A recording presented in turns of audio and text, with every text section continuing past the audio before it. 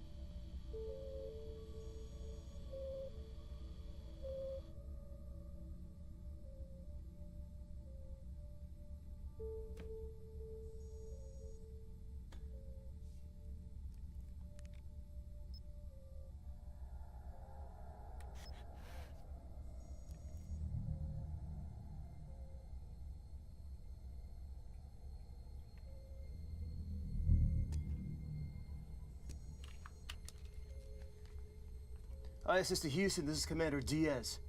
Do we have any debris close to our trajectory? Evening, Commander. Negative on that. Clear sailing as far as we can see down here. If there was any cause for alarm, you'd know we'd see it too. Your crew members can keep sleeping tight. Well, I'm seeing something out there. I can't make it out, but whatever it is, it's getting closer. Tell you, Commander. We're not getting... Houston, repeat again.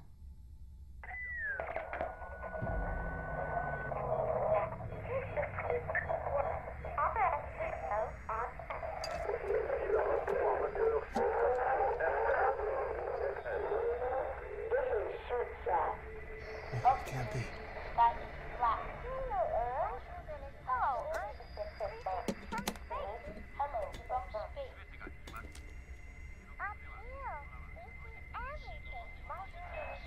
Diaz, copy. Commander Diaz, do you copy? Houston, you're not gonna believe this. I'm picking up transmissions on the ham radio that sound identical to the Suitsat experiment. And that debris, it's an Orlan spacesuit.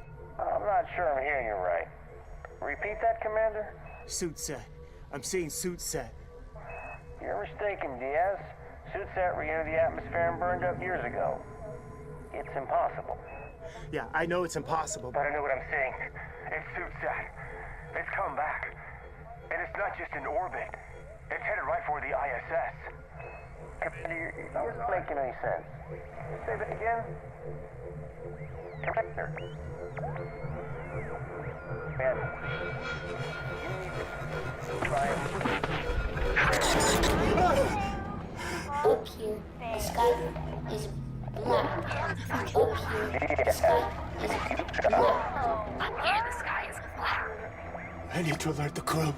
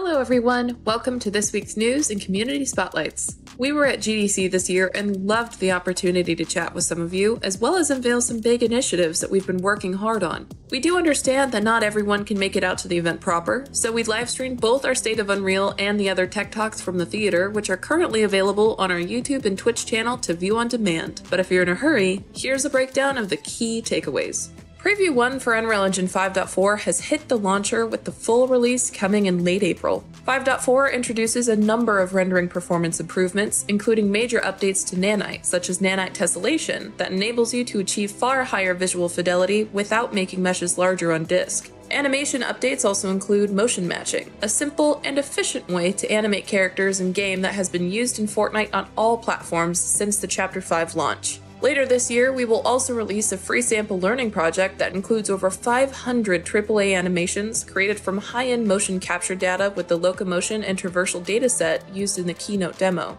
In addition, thanks to extensive battle testing and LEGO Fortnite development, you can now fully animate your game using control rig and sequencer with no round-tripping between applications. Multi-process cooking can now be up to 3 times faster, compiling far fewer shaders in the editor during cooks. And you can use our new Audio Insights profiling tool to create, understand, and debug powerful next-gen audio. The fully in-engine procedural content generation framework has significant improvements too. We're releasing a PCG biome creation plugin as a concrete example of a flexible, data-driven tool built with a systemic approach featuring the latest updates. Metahumans are making their way into UEFN. Skydance New Media is utilizing a ton of the new 5.4 features in their new project. We're bringing rocket racing, Fall Guys, and LEGO elements to Fortnite creators, and more. If you're interested in getting all of the details, make sure to check out the VOD on our channels or read up on it at unrealengine.com/feed.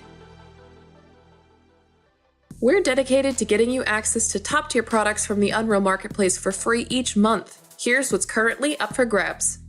The adorable stylized Clay Forest Village pack by Studio Kobo includes 42 clay-like props and foliage, including houses, trees, flowers, and runtime virtual texture grass, and 2 material shaders to help achieve that stunning stylized look. It also boasts global wind parameters that sway the trees and flowers, a directional light that pans cloud shadows across the scene, and a number of particle effects, including wind trails, chimney smoke, and ambient dust. Cloud's lighting system by Lucre provides you a powerful system to dynamically illuminate 2D and volumetric clouds. Add realistic light sources to your clouds and enhance the mood and atmosphere of your scene with no external dependencies for a hassle-free setup and unlimited lighting space. You can tweak a range of parameters to achieve the desired look, including intensity, color, attenuation, and fall-off type. Look no further than this Gothic Cathedral Asset Pack by Michael Sornat to add a little drama to your scene. Like stepping straight into the pages of a 19th century horror novel, this unique modular asset pack contains everything you need to build your own mysterious Gothic cathedral, including 158 individual meshes in total and a large number of fractal-based decor patterns and engravings. Design your own buildings with dimensions fitting your needs, or simply copy and paste the pre-made ones from the example level provided. Sometimes, all it really takes is a giant, looming ancient golem to add the finishing polish to a project, and if that's you, we've got you covered. Ancient Golem by Stanislav Java is a towering 3D model with a vertex count that clocks in at 60,444, and the model also comes with a number of animations to get it on the move. Reclaimed by the forest, this abandoned watermill environment by the art studio is as eerie as it is beautiful. It comprises 80 unique meshes, including watermill parts, stone pillars, boulders, tree stumps, and more, as well as a vast array of materials and textures for fine detailing. These high-quality assets come optimized and are ready for use in your project straight out of the box, including 4 LODs, or levels of detail, to get the job done. Remember to get this month's content fast. It's only free until the end of April. One last thing, if you're looking for other assets for your project, make sure to check out our 2024 Spring Creator Sale. Everything from desert oasis packs to drivable cars, arcade fighters, and even sculpting tools are right at your fingertips. Get up to 70% off thousands of products from the Unreal Engine Marketplace, ArtStation, and Sketchfab from April 11th until April 18th. Let's get into the community spotlights for this week. The Raider by I.S. Pavel shows off an incredible character storytelling of resilience in an apocalyptic world, exuding an aura of determination and survival instinct. Rendered in Unreal Engine 5 and textured with Substance Painter, intricate textures enhance their gritty aesthetic as they are seamlessly integrated into their desolate environment. Their clothing, which was expertly crafted within Marvelous Designer and showcases meticulously optimized UVs, adds authenticity to their rugged appearance. If you're interested in seeing more of their work, you can do so at their art station. Danish Mac's 3D environment project showcases a charming stylized town that was skillfully fashioned with Unreal Engine, Maya, and Substance Painter. Through adept set dressing and the integration of captivating materials and visual effects, the scene comes to life, punctuated by vegetation and a serene ambiance. The modular kit design ensures versatility, while the abundance of foliage contributes to the scene's immersive tranquility. If you'd like to see more of their work, you can do so at their art station. Valeria Popova's 3D environment House on Litany offers a captivating rendition of the lobby on Litany Avenue in St. Petersburg, teeming with overgrowth and nuanced details. Seamlessly blending self-made structures with assets from the Unreal Marketplace, Popova creates an immersive scene elevated by the presence of an adorable black and white cat sourced from 3D Sketchfab. With a toolkit spanning Maya, ZBrush, Substance Designer, and Painter, Sampler, Adobe Photoshop, Marmoset, SpeedTree, and Unreal Engine 5, their expertise shines through in the crafting of this project. If you'd like to see a breakdown of their work, you can do so at their art station. End of Earth, crafted by Sergei Sobin within Unreal Engine 5, is a breathtaking 3D environment featuring a lush vegetated biome with ancient ruins. A meandering river that cascades down into a waterfall overlooks the endless expanse of the ocean in this piece that utilizes Quixel megascans, fluids for waterfall effects, volumetric clouds, nanite, full lumen light, and virtual height field mesh. Further refinement through Unreal's post-processing, coupled with adjustments in DaVinci Resolve, adds the final touch of realism to this stunning digital landscape. If you'd like to see more of their work, make sure to check it out on their art station. That's it for today's news and community spotlights. Thank you so much for watching, and we'll see you next time.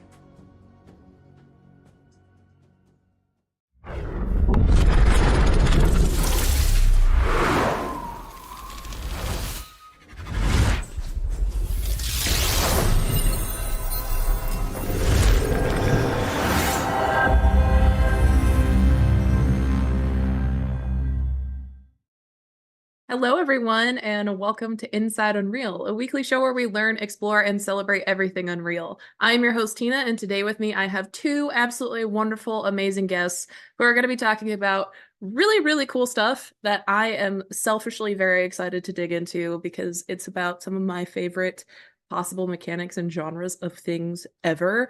But anyway, without me continuing to be vague for the next minute or so, let's go ahead and just go in and get the guests introduced and what we're going to talk about today, right? So Anthony, let's start with you. Tell us a little bit about yourself. Hey, Tina. I am EV2's project creative lead. I sit there and just kind of oversee everything creative, so CGI, all the environments, anything visually, and make it beautiful, I guess. So Awesome. Yeah, fantastic to have you here. Very humble way of putting it, I overlook everything, make sure that everything is good. No big deal. He does a good job, so. And then Hector, how about you? Tell us a little bit about yourself as well. Hello, I'm the tech lead on EV2. So I'm responsible for mainly the gameplay mechanics. That's kind of what I love. And yeah, creating an awesome flying game, which hopefully we're going to talk about today. Yes, absolutely. No, we're not. Never mind. Show's over. Can't talk about it. All right.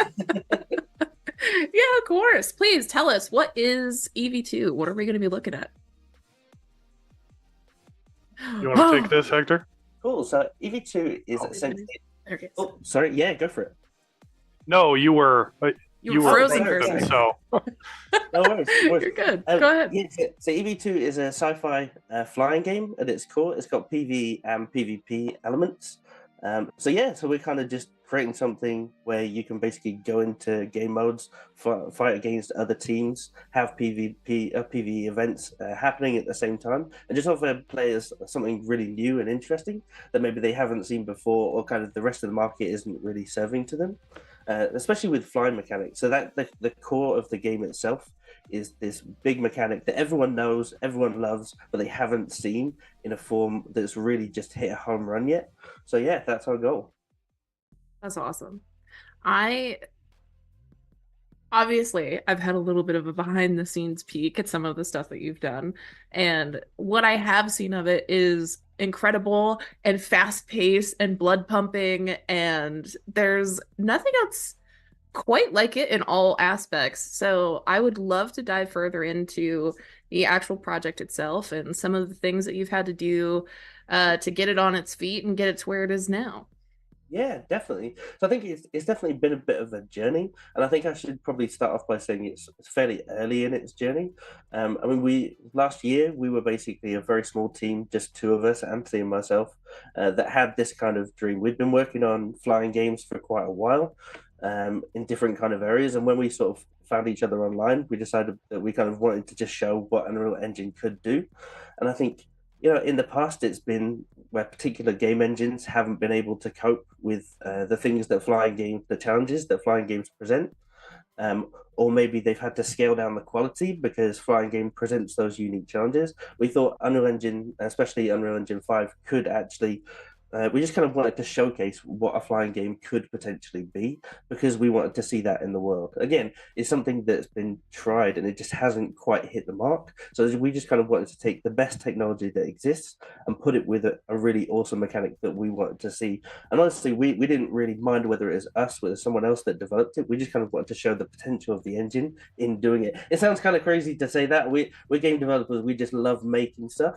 So I think, the big thing for us is how can we use the Unreal Engine, leverage the brand new technology, and then see what we can kind of create. And what we found is just that we love doing it. We spent all of our time basically just pouring our heart and soul into this game, and we came out with something that's pretty cool, but still has quite a long way to go. I mean, I can kind of ramble on a bit, so just stop me if you need to. But essentially, the game that we created to start off with was more about exploration and single player. So we both love single player games. We play things like God of War, Horizon Zero Dawn. So just having that kind of really amazing open world kind of vibe with flying mechanics, we thought could work really, really well. And what we found is that it's actually really relaxing in a lot of cases, especially if you get the music and the sound right. To actually go off and just have this really cool mechanic, and then we just added stuff to it and added stuff to it. And what we found is that, I guess the first place to start is where we sort of realized there was a lot of potential, and that was 4.27 with the introduction of volumetric clouds. So I think we've got a video that hopefully we'll be able to show about. Essentially, all I did was create a 3D noise texture. I just made it absolutely massive and put it into the volumetric system that came out in 4.27. Within the space of like that, I was able to just create something that just felt really solid to fly around in, a world that kind of felt complete by itself. And again, you could handle massive speeds as well as having this kind of really cool opacity effect. So literally all it was a case of just having reflective lighting. You had the volumetric cloud, you had the atmosphere system, all kind of working in sync together. And then simple things like a distortion trail. And it was really cool. It was just super relaxing. And you could literally just play this game for hours. But I realized there was a lot of potential there. And that was right before Anthony and myself met. And that was right before Unreal 5. And then we kind of got to talking and say, okay, what's happening in Unreal Engine 5? What specifically would kind of work with creating a flying game? We've both definitely been influenced by a lot of things which are kind of in culture and in games already. So we kind of had some ideas of what that could kind of look like. But we just wanted to see how far Unreal Engine specifically could take us on that journey. I mean, I'm not a coder. I should say that as well. I'm sure there's loads of people out there who are like, oh, you can only create games if you code. I think for right now, I mean, I'm on an Unreal Engine live stream. That's just not the case. I mean, you do have to have coders in your team, but to be able to create cool stuff, you can do it quite quickly and simply as long as you have a goal and know exactly kind of what you want to create. And then Unreal Engine basically just gives you a whole bunch of tools to be able to create it. So that was kind of where our journey sort of started, with me kind of just knowing that this really cool mechanic was there. And then Anthony, who had a similar sort of journey in terms of starting to create a game. but basically wanted to be a bit more focused on like, okay, the environment sort of side. So again, my background more in like gameplay and that sort of stuff. So it's nice to just match up with someone who had a lot more experience in terms of the different environments. So I think we can kind of jump rather than just look at my face. We can look at some of the environments that are in the game. So the first one It's that a pretty face, though, man. Yeah. I appreciate that. The first one that we really thought, okay, how can we push the boundaries? What hasn't been done? It's quite a dense sort of jungle environment or tropical environment. We actually use redwood forests because they're massive and they're epic and that sort of stuff. And then we want to create something that was more sci-fi as well. So we've got these big floating islands. So you can see that as you actually fall, you do more of like a freefall mechanic. So gravity basically increases on the suit because it's quite a heavy suit. And then we've got this super dense jungle, which is actually really high resolution foliage. A little bit later on, we were able to actually use nanite foliage as well. I think that was in 5.2. Correct me if I'm wrong, Tina. It was, Right. yeah. So that was cool. And then again, so as we started leveraging some of the tools within Unreal Engine actually evolved. So the game that we were making got better and better and better, and until the point that DLSS 3.5 came out, and we were able to take a world that wasn't essentially optimized because there was so much going on. Bear in mind, it was only a single player game. But we could actually give it super good frame rates and stuff like that, and make it look amazing as well. So I think it's just been a real journey for us to like see how far Unreal Engine can go, and it seems like we've come a long way and we've done a hell of a lot with it. But I think now we're kind of at the next point in our journey. I will jump back a little bit and say the ruins was the other map that we created. And again, so now we've taken sort of one challenge, which is like occlusion, specifically within like leaves, so like dappled light and stuff through leaves. I wanted to look at another challenge, which is like looking at nanite. So this map was basically built by using super high poly meshes and basically combining them together to have a giant map, and then using lumen to create really nice like god rays throughout the actual map itself, and then kind of creating ruins and stuff where you kind of direct the players around the map to things that are there. But essentially, the thing which is leading the dance, the mechanics, and the art style. So I think it kind of worked really, really well. And I think the first kind of part of our journey again was to sort of show not only kind of player base and other people who are interested in the demo, but also publishers what was possible, because we just want them to be interested in flying again. It's such a cool mechanic, and it just seems like it's kind of taken a bit of a back burner, which is so sad. And I get it. Like, 100%, you have to go with what's kind of winning at the moment. And it seems like shooting games and stuff. And there is shooting in this game. But I think we always kind of came back to it felt like the gameplay is so slow in so many games. And we just wanted to kind of, as you say, make it a bit more kind of interesting and engaging, but very, very much more fast paced while kind of leveraging a bit more technology. So, yeah, that's kind of where we got to by ourselves. And so that probably took us from February until November sort of time. Yeah. And then around Christmas, the demo was kind of done.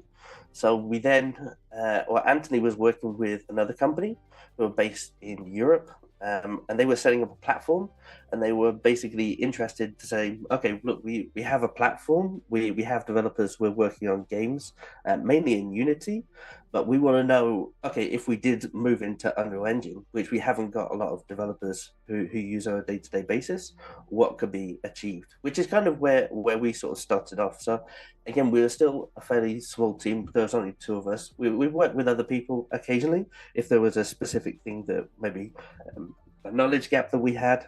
And again, the community is great for that. There's so many people out there. Just going and finding them. I mean, Fiverr's an awesome tool if you just need something very, very small doing. I probably wouldn't recommend it for like much bigger jobs, because obviously there's issues around that. But for small things, especially 3D things that maybe you don't have the skill set for, just going and finding those people is really, really useful. So so I guess we can kind of jump in then to sort of, that's kind of where we got to by ourselves. That's just kind of as far as we could take the project. And then we started to get some funding, get some other people on board, and sort of see what the game kind of could turn into. And again, that was a massively useful it's kind of something that's really useful to talk about as well, because once you get funding, the game does naturally change. The priorities for the game change. There's so many more people in the room who suddenly have a voice that you've kind of. It's not all driven by you and what you think is best for that particular time. And again, that's sorry. Go on, I Anthony. do want to I do want to mention that Funtico is our funder. They're the platform that we're launching on and that we're working with, and they've really given us that step up to be able to do and take it to the next level. So I just want to make sure we threw their name out there and No, 100%, and give them the recognition they need. So yeah, definitely. They're doing great things. Honestly, they've been fantastic at supporting us so far. So we're kind of looking at the future and kind of where we can take the game basically. So so I was going to mention Funtico and the kind of the priorities for them. So they're essentially more of a competitive platform. So they kind of wanted a way for players to be able to compete against each other in quite an engaging and kind of interesting way. Again, we're looking to sort of break the format that a lot of kind of bigger companies have kind of fallen into. In terms of, okay, how can we surprise the player base, or how can we make it really engaging and make people want to kind of come into this platform, want to sort of stay engaged with this multiplayer game and sort of stay engaged sort of throughout its future as well. Funtico, definitely big up to them. They've been awesome, and I think it's really exciting in terms of the stuff that we're going to be doing with them, which is really cool. So I don't know whether you want to talk about kind of specifics in terms of the engine and what's kind of been useful for us, or yeah, there's a few areas that we can dig into here. The first thing that I remember you mentioning before that I kind of wanted to really glean a little bit more from you about, it sounded like originally the game was supposed to be single player, right? And then now, obviously, especially through joining the Funtico team, it's turning into a multiplayer experience. What has that been like? Can I actually throw something in there?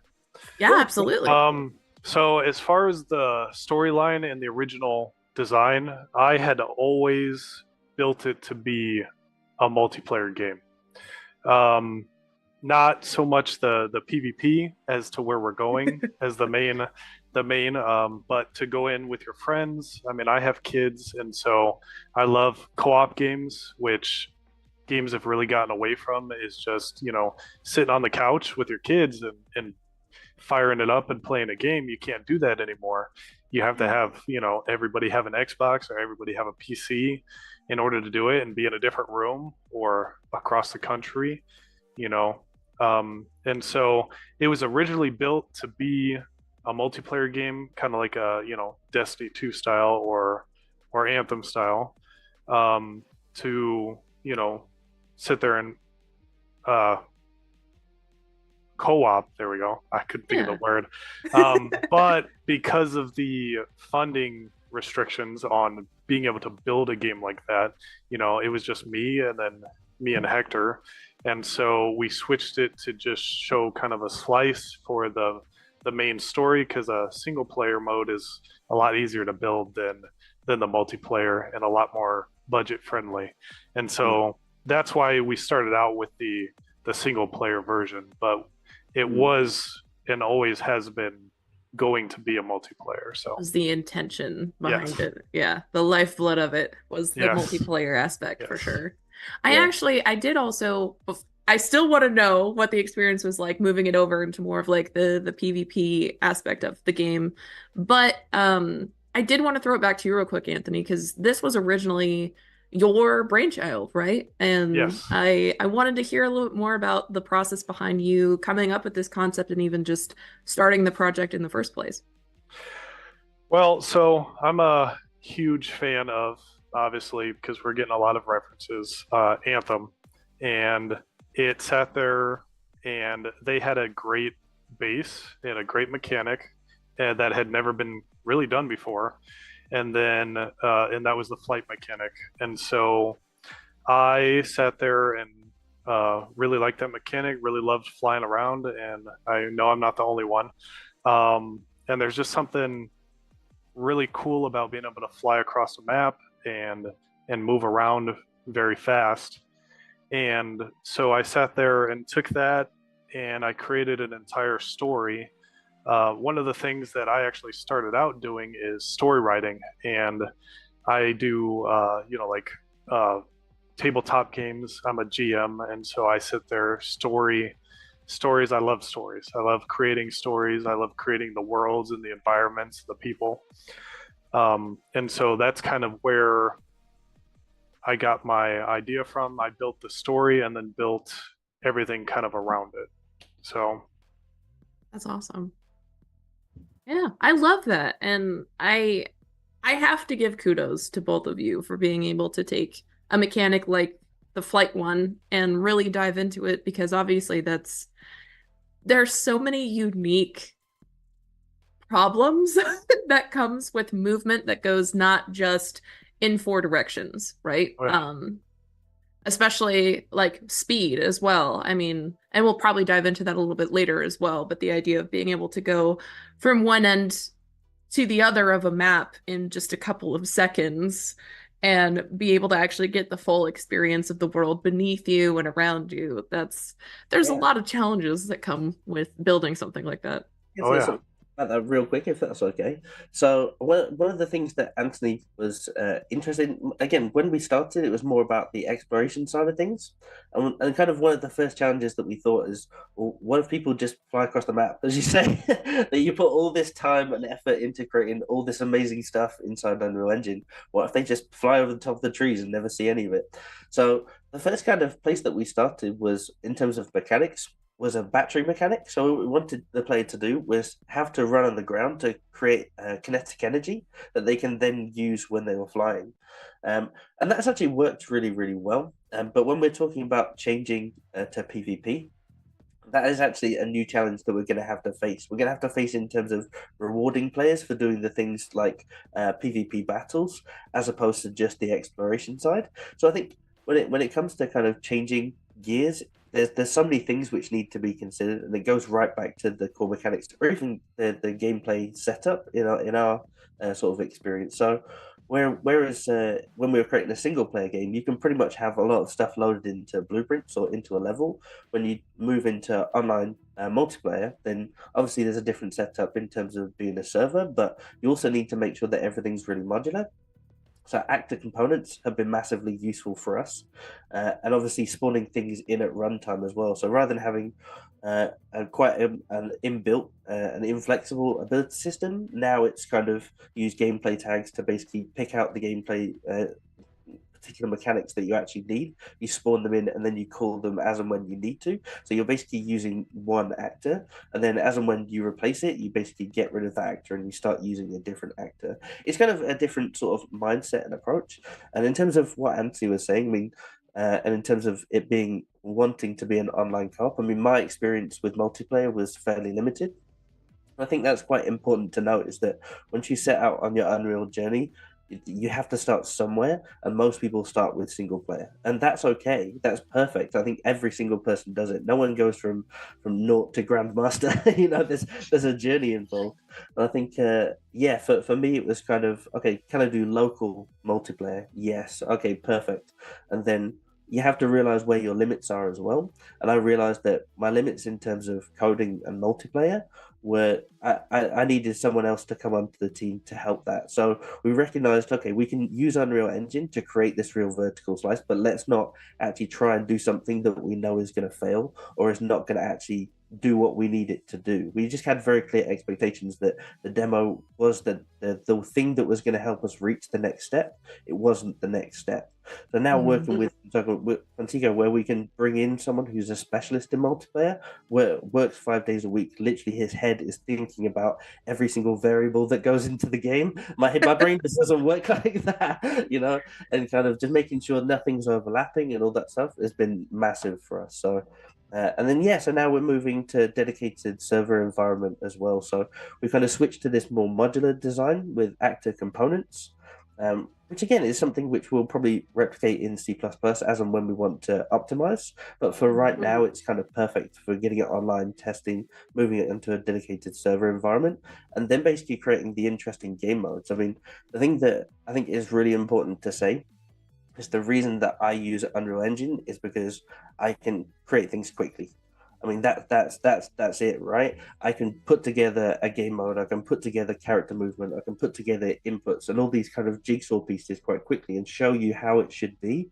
And then someone who's got more of a techie brain can pick it apart and say, well, if you want to optimize, you've got to do it like this, or if your level wants to be optimized, then you should be sort of using these particular console commands that it's very difficult to learn. So yeah, it's definitely been a journey for us, but it's been so fun. I can't say enough. Like Unreal Engine is just fun. It feels like you're playing a game while you're making a game, which is so cool.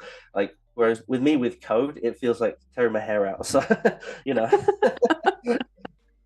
Yeah, coding is not for all of us, unfortunately. I'm right there with you. I've tried it. I know a little bit to get me by to do what I need to do, but I definitely there's something beautiful about being able to just pull up a blueprint and get something to work, you know? So, yeah. Well, again, so just going back to having other people in the room, they've all got different expectations and ideas about how things can work. Being able to actually show them those 5 people, okay, these are your 5 different options. Let's choose one, as opposed to okay, well, the boss gets to choose which one because he's the boss, which is what has happened in the past because you can't. It's too difficult to be able to create something, test it, polish it, and then have to backtrack. I mean, it's so difficult. Whereas now you can get it to a point where you can see how it would play. You can test it in an environment and then you can bring it into the game kind of afterwards, which is cool. I would just highlight 2 other things as well, and that's the chaos system. So chaos physics. So chaos simulations, especially in multiplayer, have been awesome for us. So again, when we're trying to highlight, this is why you should be using Unreal Engine. Just being able to take that out of the box and it just pretty much work in multiplayer has been crazy. Like it's actually been crazy because we can go, here is something that looks really cool, we just put together fairly easily and we can scale that super easily. It's not ridiculously difficult. You don't have to build your own systems behind it. You have to build new physics systems or whatever. It's just there.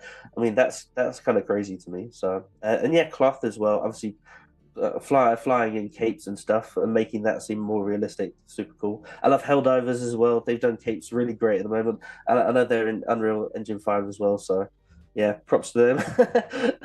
I think their capes look awesome. So oh, cool. We've actually got a video. I didn't realize we were playing a video. This is quite an early test. Again, just put together quite quickly to show, okay, if you have a boss and you have some pillars that could be destroyed, can we kind of put those 2 things together? I should mention that one of the challenges we had to solve around that was that as and when one of the pillars gets destroyed, it loses its collision because otherwise you can mess up the navigation for the boss itself. It ends up with like loads of like crumbly bits all over the map, and then it doesn't like to navigate around them. But again, it was then so he gets stuck. yeah, it was so quick and so easy to put together. You can see in there, by the way, one of the suits. So one of the big changes between where we were and where we kind of are now and are going is having classes in the game, and having the classes actually have their own kind of unique feel. More So specifically. yeah, exactly. So we've got a brute, which is big. It has its own complete move set, and then we've got a mag who has completely different set of abilities and completely different playstyle. For instance, you're far more likely to use elemental attacks when you're using a mag, or use defensive abilities like a healing circle or have your own shield. Whereas a brute is more about just a big tank that can run in and do some destruction. I don't know whether you want to talk about the other classes that we're going to bring into the game, Anthony. Yeah, so we have the other 2 classes, which is the cloaker. He is the stealth, he's the assassin type class, and his playstyle will be based on, getting in and kind of getting out, swift attacks, just like an assassin. The other class we have is the Pathfinder. He's actually got a companion, so he's a very unique style of play. He is a support class, and his jetpack actually detaches from his back. Unlike the other classes, you can swap out with all of the classes different jetpacks for different abilities. Some are faster, some are slower, some are more proficient on like your battery life. But the Pathfinder class, his actually completely detaches from his body and turns into a companion, a drone specifically. It's like a little spider. That's Um, awesome. and you can put him into attack mode, defend mode, and he will support you. One of the downsides to having him detached from you, though, is that you can't fly around the map. And so you are vulnerable because your jetpack is detached from your body. You do gain some cool abilities, like you can have him go res one of your companions or even repair one of your companion's suits. But you are very vulnerable because you no longer have that movement style until he's reattached to you. So That's interesting. I love the idea of that too, of adding a little bit of choice and consequence to gameplay as well. Really make sure the player is immersed in the moment and weighing what is the best thing to do right now, you know? yeah, yep. Very, Yeah. very cool.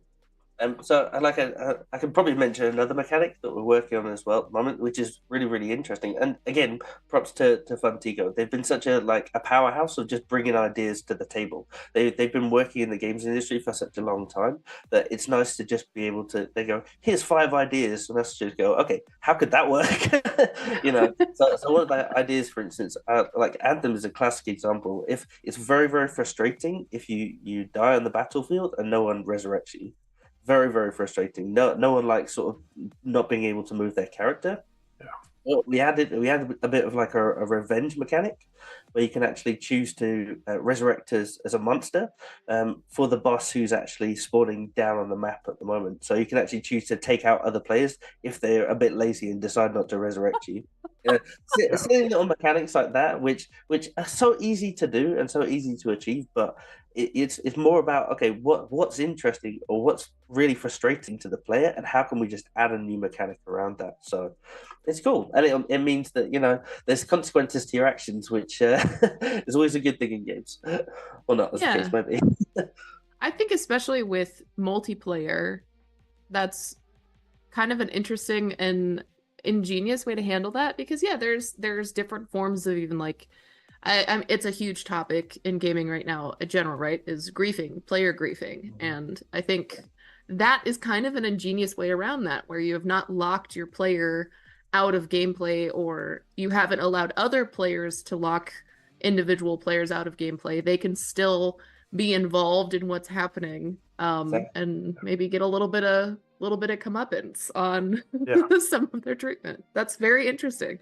Yeah, you still wouldn't get the same like rewards as if you were in there playing, but it is where you're able to basically, if somebody comes by you and refuses to res you, you basically can track them now and go after them. So it's so intense.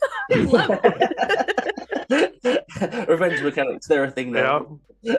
They're out there in the world. But no, you're so right, and I think it's a constant problem, especially when you have things like friendly fire. I mean, like just handling all that sort of stuff to make sure that the player has a good experience, because it's difficult. 90% of multiplayer online experiences are great, and then you will come across a person who's just out to make your life not that great sometimes, and it's like, how can you get your own back? You know, it sounds silly, but yeah, why not? Yeah, I love that. Yeah. I'm here like thinking of all the different games I've played there, I'm like, dang, that would have been awesome to have something. If only like I had a revenge mechanic, yeah. This is cool. Well, there's another thing that I did want to, since we're talking about kind of different gameplay features and ways that you've tackled those, I do want to bring the conversation back to what I had mentioned before about with the flight mechanics. You're traveling super fast. I mean, the way that you have it set up too feels very punchy. You really feel like you are just cutting straight through the air and getting halfway across the map in a couple of seconds. This is a very broad question. I know we're going to have to narrow it down into smaller parts, but how did you handle just that whole part of it? How did you get it to feel so good? How did you make the world be able to deal with that kind of speed and that kind of movement and things like that? Sure. I mean, do you want me to take this one, Anthony, or do you want to talk if you want to do the the full details on what we're doing. Yeah, so again, I mean, Anthony mentioned Anthem earlier, and I think to a degree we're standing on the shoulders of giants. Um, there was a game talk at GDC, for instance, where the team that was behind Anthem just gave some like really like small pointers, but things that they'd kind of added as small touches into the game to make it feel like the game was much more dynamic. I think it's interesting as well because a lot of game developers do use flying mechanics within their game, even if it's just to get around the editor, to essentially have like a god mode where they can just get around the map. So they know kind of how to create this stuff. But in terms of little tweaks, like so when you turn, for instance, the camera rolls. It's ever so slightly, but as you're kind of hovering or moving at a lower speed, the movement still feels really dynamic. We've actually got a video that we're playing at the moment. This is when we first brought the flying mechanic into a really giant open world. So this world, I think is it 8 kilometers by 8 kilometers, Anthony? Yeah. So it's giant, and again, I think a little bit like the cloud level that we were showing earlier. I think it's just super fun to just fly around these worlds at just ridiculous speed, and you can see again. So as you're turning, you're getting some roll to the actual camera itself. In terms of field of view as well. So when you go up, you see a lot more. Again, this is another trick that was in the game talk from Anthem at GDC. They're a great team, by the way. It's a shame that game didn't work out, but someone else is going to make it now. So Anthem 2 could have been amazing, but it never happened. So so in terms of so when you're panning up, for instance, you see more of the world and more of what's around you, and when you head back down towards the ground, then the camera actually pulls in a little bit. So it just feels like you're heading towards the Earth. And the reason they actually did this, because they didn't, a little bit like Anthony was saying earlier, there were quite structural reasons why their flight was so limited. So they had to make it feel as if you're going faster without actually going faster a lot of the time. I mean, the movement was technically a little bit quicker, I think, in Anthem, but it was kind of marginal. A lot of the work was actually done by the camera and how the experience actually feels. Similarly, we've got things like a post-process speed lines and stuff like that, which as you go faster, they kind of pull in really subtle things. I think, especially for this game, at the moment, it's much more kind of on the I wouldn't say hyper realistic side, but more on the realistic side of things, because that's more where Unreal Engine, especially at the moment, has its strengths. Not to say that Fortnite and stuff isn't amazing, but I think in terms of the way that the things that we were trying to achieve in terms of making it feel like this was actually a real possibility, kind of lent more towards the kind of the realistic side. So yeah, it's cool. But yeah, so things like that. So we did get tips from other players. We did lots of testing, internal testing as well. I think a game dev is a game tester. The two things are connected. So I think we did a lot of how does this feel? What's the right speed for players to be moving at any given time? We actually gave a lot of thought as well, because as much as you can learn things from things that games did right, you actually got a lot of tips in terms of player height, for instance. So, and then again, once you go too high, you kind of get forced down by a wind wall, and we didn't really want to do that to players. So we kind of thought about different mechanics, so where you can increase the speed once you're going up high because there's less ground clutter. But actually, when you go too high, then there is kind of a limit that will move the player back down without having to kind of impose your will on them. Mm-hmm. Yeah, more of a realistic scenario that would actually happen. So yeah, exactly. So those are kind of the main challenges. It's how do you kind of add in these kind of little tweaks? And luckily enough, we have a games industry where people share things. That's an amazing world that we live in, where it's you can just go online and find out how to create an amazing effect. Simple example. So when we were creating the forest level, obviously it's quite a dense forest and there's so many ways that you can go. So we had to create a system for getting a player from one place to the next.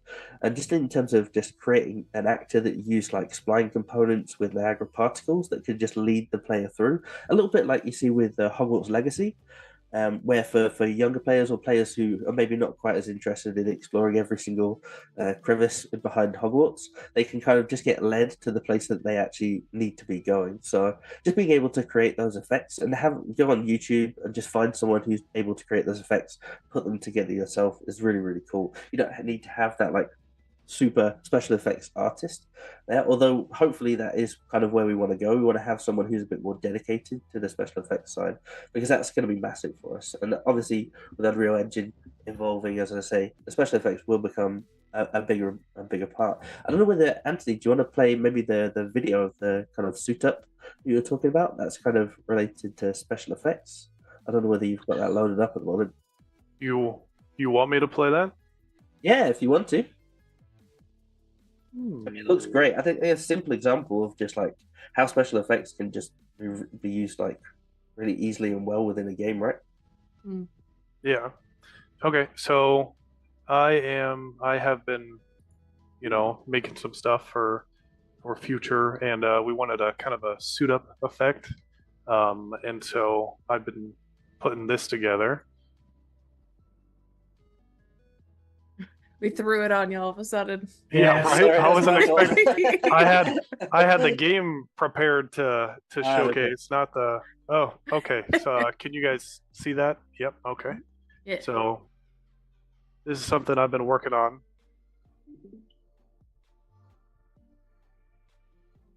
It's so cool.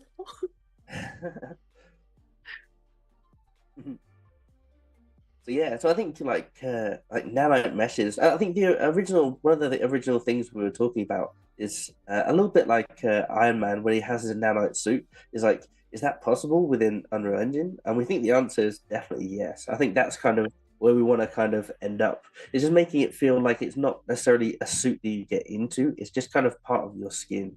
It's definitely something that you choose to inhabit and it changes your playstyle, but actually it's much more connected to you rather than you just sort of being plonked in a suit. Yeah, super cool. Yeah. Cool. Okay. I'm just gonna be bewitched by And this suit here is the Mag. If anyone is wondering, it's one of the classes. It's the Mage class, so the one we're kind of showcasing right now. That's very cool. I love it. Cool. Okay, so I don't think there's too much on my list left to talk about, really. Yeah. Can I bring up something? You had brought up YouTube, and that is actually where I started from. I had sat there and was enrolled to go to college and everything for game design, and I realized that I could not only save money, but I could work at my own pace and teach myself, which is what I'm a lot better at anyway, get more hands-on instead of just listening to somebody. And so YouTube has been, a great learning. There are some out there that are, iffy, but, there are some great, especially with Unreal Engine, and Epic puts out some great stuff as well. And,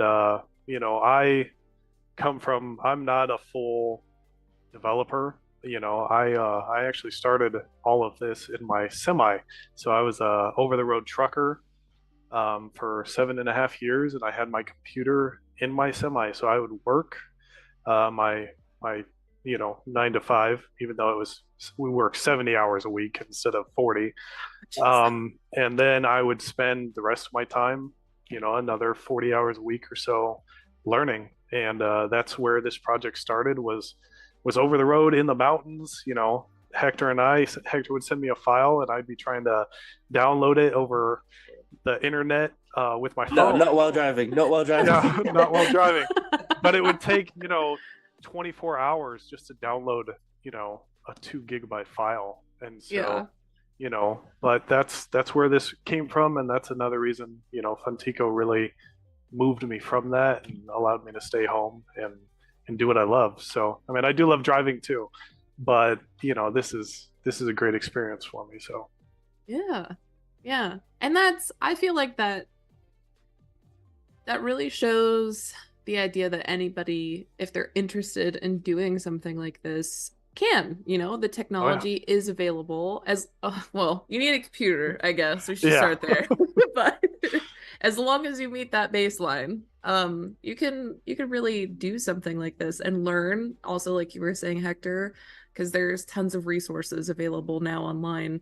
And yes, a good point. Maybe not all of it is the most up to date or even the most helpful, but if you take the time to kind of dig through and find the bits that are helpful for what you are trying to learn in particular, I mean, it's possible. And I love the idea of I love the idea of learning game dev on the road. That is like the coolest, most grassroots thing I've ever heard in my life, and I love it. Yeah, I mean, it just shows, anyone can do it with the time, and as long as you're dedicated to doing it, then there are the resources out there to do it, no matter what you're doing. So, definitely. Yeah. And yeah, props to Epic Games who have obviously been doing like authorized instructors and giving those guys a little bit of support as well. And I don't think that any other game engine kind of recognizes the people who are actually doing all the like tutorials and actual learning that goes behind Unreal Engine. So that's kind of been massive. And I think it's so much easier. Like when we started, that didn't really exist. But I think for now, you can just go and find people who that they know what they're talking about. You know what I mean? It's really cool. It's like a little badge of honor, but it also means that you can be confident in what you're learning and thinking, am I just kind of wasting my time here, or does this person actually know what they're talking about? And yeah, Epic Mega Grants as well have helped like a lot of stuff in the marketplace become a lot more accessible. When not everyone has, like, I think for a lot of people they can kind of throw money at stuff. We didn't necessarily have too much of that. We didn't have that luxury, mainly because content packs tend to be absolutely massive, and so Anthony, I couldn't send them to Anthony, so we kind of had to just sort of work it out ourselves, so yeah, so I think it's definitely so much more open. I've definitely found the learning journey very, very good. Personally, I pretty much started just before lockdown, but lockdown mainly because I had so much extra time. I found that I could work from home, and it was just awesome. Udemy as well. That was really cool. They had loads of sales on. Just hold out, you will get a sale on Udemy, I promise. Don't pay full price. I don't know whether they're going to hate me saying that, but just wait it out. Yeah, definitely. I think, just kind of, it's one of those things. Like if you think you can't do it, you probably can. You can start somewhere and just sort of learn day by day. One thing I would say to anyone who's thinking about game dev is don't be put off by the people who are like, game day one in Unreal. Look at all the amazing things that I did. And it's like, no, you didn't. Sorry, but no, you didn't. It takes time. It takes time. Of course, it takes time. Anything takes time if it's worth doing as well. And the thing is that when you start spending time doing it, you realize how fun it is, and you realize that actually, like, you're spending your time doing something you actually want to do. I'd hate for people to sort of start getting into Unreal and then be like, "Oh, everyone else is better than me," and be really put off. It's like that's not what this is about. It's about kind of learning and the journey. And again, same with the Unreal Marketplace. It's like, no, don't cut the corners, because the learning journey is actually the bit that will help you in the long run, especially if you change your game. You need to know how it's made and how to change it. Like if you don't know, I mean, you're sort of stuck. So yeah. Yeah. I love that. And I want to add that if you see someone who maybe knows the engine better or is doing these incredible things, a lot of the time they're willing to help, is one thing I've found about the Unreal Engine community. Is it's very seldom would you find someone who is not willing to take a little bit of time to help you figure out how to do something that they have also done. So if you see someone who's doing cool stuff, maybe just ask them how they did it, and they'll probably tell you. Yeah, definitely. I think forums are a great place to start. Definitely, if you get stuck, the forums are genuinely really good.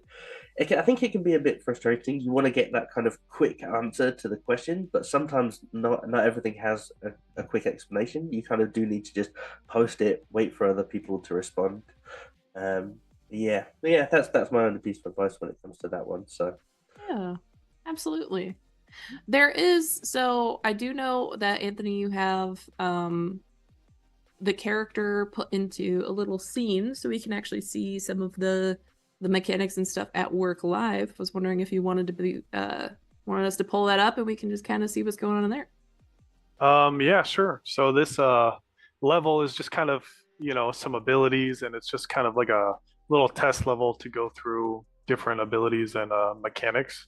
And so it's, just a little showcase. So yeah.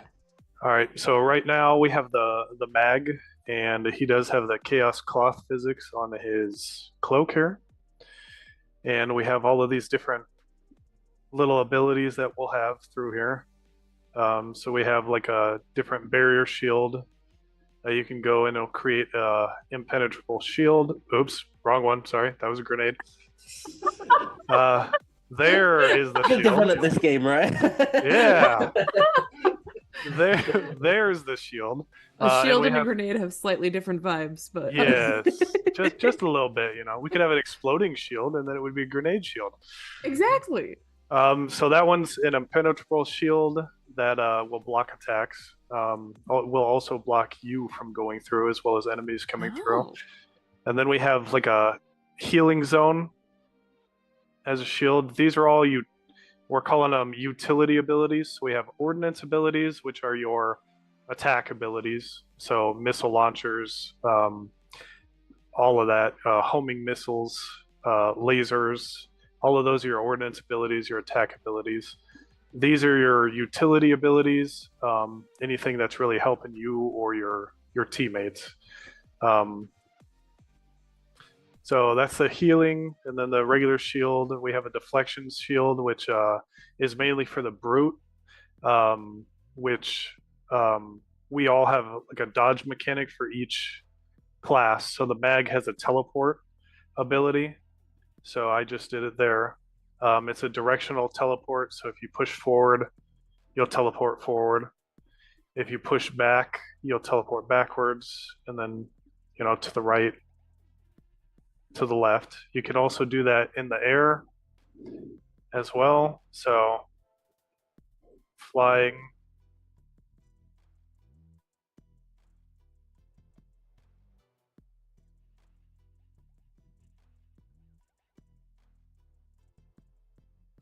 So it does work. It does work in the air as well. Like I was saying here, though, for the deflection shield, the brute doesn't actually dodge.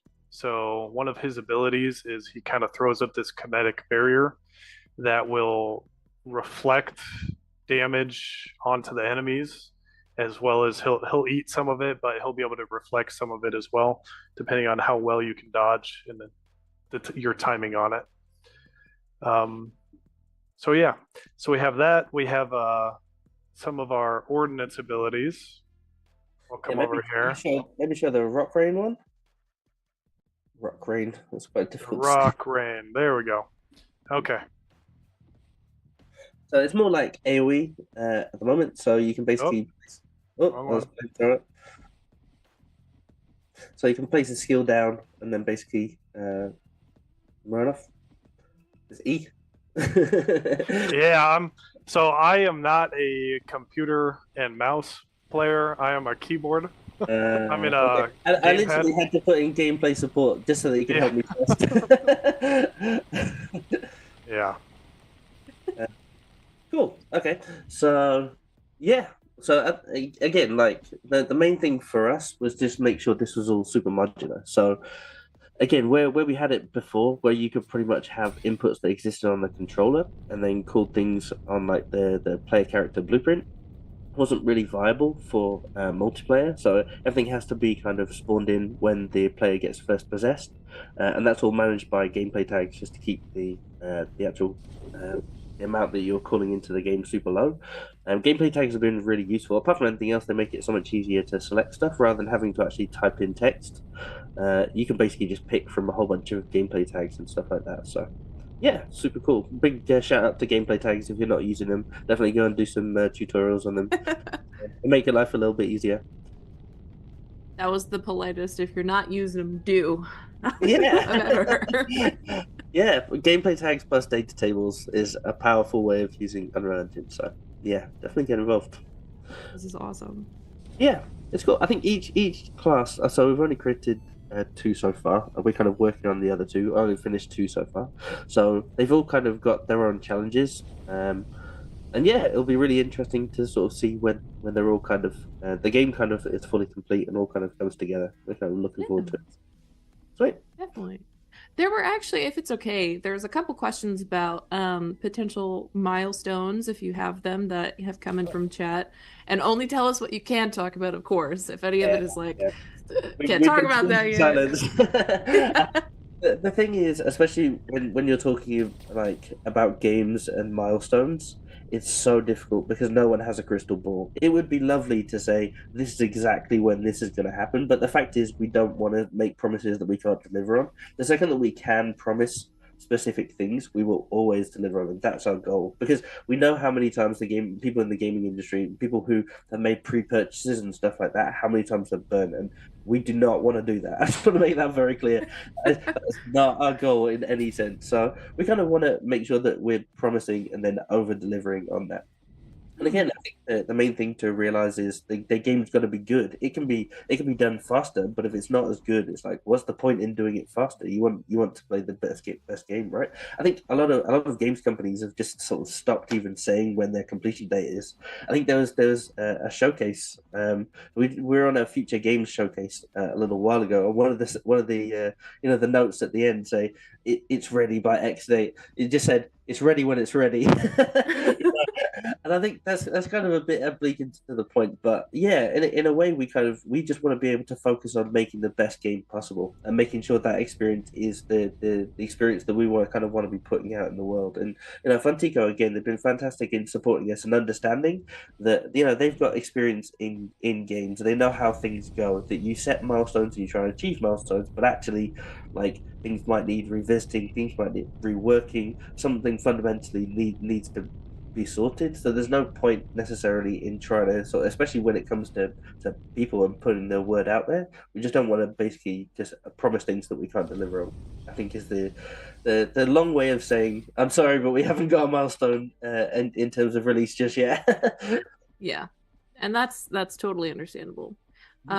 So obviously there is going to be combat in the game, and again, if you can't answer this, That's okay. let me know. That's fine. We'll move back.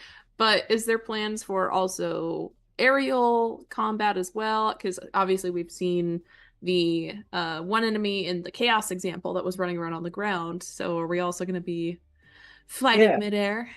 Definitely. So that was definitely that came up in our discussions when we were doing playtests, especially with PvP. You were talking about it being like flying being super fast paced. Well, that makes it really difficult when you're using things like guns. So we are going to switch to using a targeting system and then having aerial combat. Now, in terms of it using some sort of resource that you have, that's probably the way that we'll go with it. So we're not going to make it completely aerial combat. I think that will just descend into Sonic dashes basically, which no one necessarily wants to be just watching their camera go crazy. But I think definitely having more of a focus on air-to-air combat would be awesome. So in the original game, what we had was if you dash, you become invincible for a short amount of time. That's actually quite difficult to achieve in a multiplayer space because latency and all that sort of stuff. So where you might appear to be invisible, the server hasn't quite recognized that. So you just kind of need to make sure that stuff is super kind of on point if you're going to add mechanics like that. So yes, is the answer to the question. 100%, we will be focusing on air-to-air combat. We're talking about influences. I don't know whether. We lost you for just a moment there. Very much air-to-air combat. Oh, There sorry. we go. Sorry. I don't know anyone out there. Okay. Am I back? Thank you very much. Sorry. I didn't lose you, which is quite strange. But anyway, so yeah, I don't know if anyone out there's played Zone of the Enders, but that was basically a big sort of mech that you play. It was on a PS2. It's quite an old school reference now, but it did actually do quite well in terms of air-to-air combat. I think something similar to that, where we'll use a targeting system where you can fire at enemies who are around you and just make it really dynamic. And again, we just want to focus on making it fun. It's a challenge which hasn't necessarily been solved by a AAA game. It's not going to be instant, but we will aim to make something which is as fun and as dynamic without frustrating the player as possible. Because otherwise, you just get people just sprinting off as quickly as possible, just avoiding combat. And that's not what we want. We want to make sure that combat's fun, engaging, and rewarding. That's kind of the goal. So, yeah, one of the other hard obstacles that we've been focusing on is because when you're flying so fast, it's pretty much impossible to first off see anybody, let alone to hit anybody. And so, yeah, that's one of the obstacles we've really had to start looking at with like tracking weapons, homing missiles, and then doing a little more ground and making it reward based that you can sit there and pick up a battery and fly more with kills and stuff like that to make it, integrated a little bit better. So, Yeah, that's a good point. I hadn't thought of what does the player earn through winning the fights that they pick and things like that. So those are all interesting things to consider. Definitely. So again, so when we first created the game, for instance, if you were getting completely destroyed in a battle, you could move away from that battle a bit and then start to regain your health. That some games out there do that, and that kind of really worked for the game that we were making at the time. But in terms of PvP, that just leads to people going and hiding, which Yeah. is not necessarily what you want. Again, you want them to be able to be like, okay, I dodged this successfully, or I got out there, and now I can use a new skill so I can get back in the game, or alternatively, I can just try and fight through it and kill the person. If you win, then you get back your health anyway, so you've got nothing left to lose. You just kind of got to go for it. I think it's just little tweaks like that. And again, for anyone out there who's kind of making one game and turning it into another game, I think it can be quite exciting to think, okay, how can we actually approach these challenges to make the game better? It doesn't have to be well, this doesn't work. It can be, let's go out there, find an idea to make the game better, because all this kind of stuff works together in terms of being a bit more sort of the game sort of improves as a whole if you get all the mechanics sort of speak in the right direction. Don't get too wedded to a mechanic, I guess, is the thing. If you've got one mechanic which is just doesn't seem to work because you've made a change elsewhere, then maybe you've just got to change it, and maybe it can be better than the one that you've got at the moment. So Yeah, that's one of the hardest things with development in general, right? Is being able to say when something needs to change instead of just running into the same wall repeatedly to make it work if it's just not going to happen. It's a hard judgment call to make. And I imagine it's probably been something that the two of you have had to deal with a lot, especially with having to adapt the game over into the more PvP model. yeah, definitely. Oh yeah. Well, Yeah. I know one thing I had a hard time doing was kind of letting go of the old model and how I envisioned the game completely to be, because we had to go in a new direction, and it wasn't just Hector and I making all the decisions now, and so that's one thing I had a hard time with, but it's definitely for the better, because it's more than one mind collaborating on it as well, and so everybody's opinions are coming together, and that's a big difference between working as an individual and a solo dev versus working with a team, and so you work for so long by yourself, you get to make all the decisions and do whatever you want, kind of, and then you move into a team, and now there's multiple different personalities, multiple different ideas, and you just got to kind of roll with it and make the best of it. So yeah, definitely. Which is it's hard, especially building a team up from the ground up from there as well. Finding the right individuals for where you need them, making sure it does fit with the vision overall, while also having enough leeway, enough personal give to find that compromise with your team members. It's hard. I can't imagine going, like you said, from the two of you being able to just rapid fire, spitball back and forth, throw stuff in, now having more minds, a longer process to get changes and stuff like that set up. well, that is one thing I would like to thank again Funtico, because they have given me pretty much creative control over, my baby, basically. And so, they've allowed me to sit there and still maintain the control and the focus of where the game's going, the creative side of it, what it looks like, and lead it in the direction.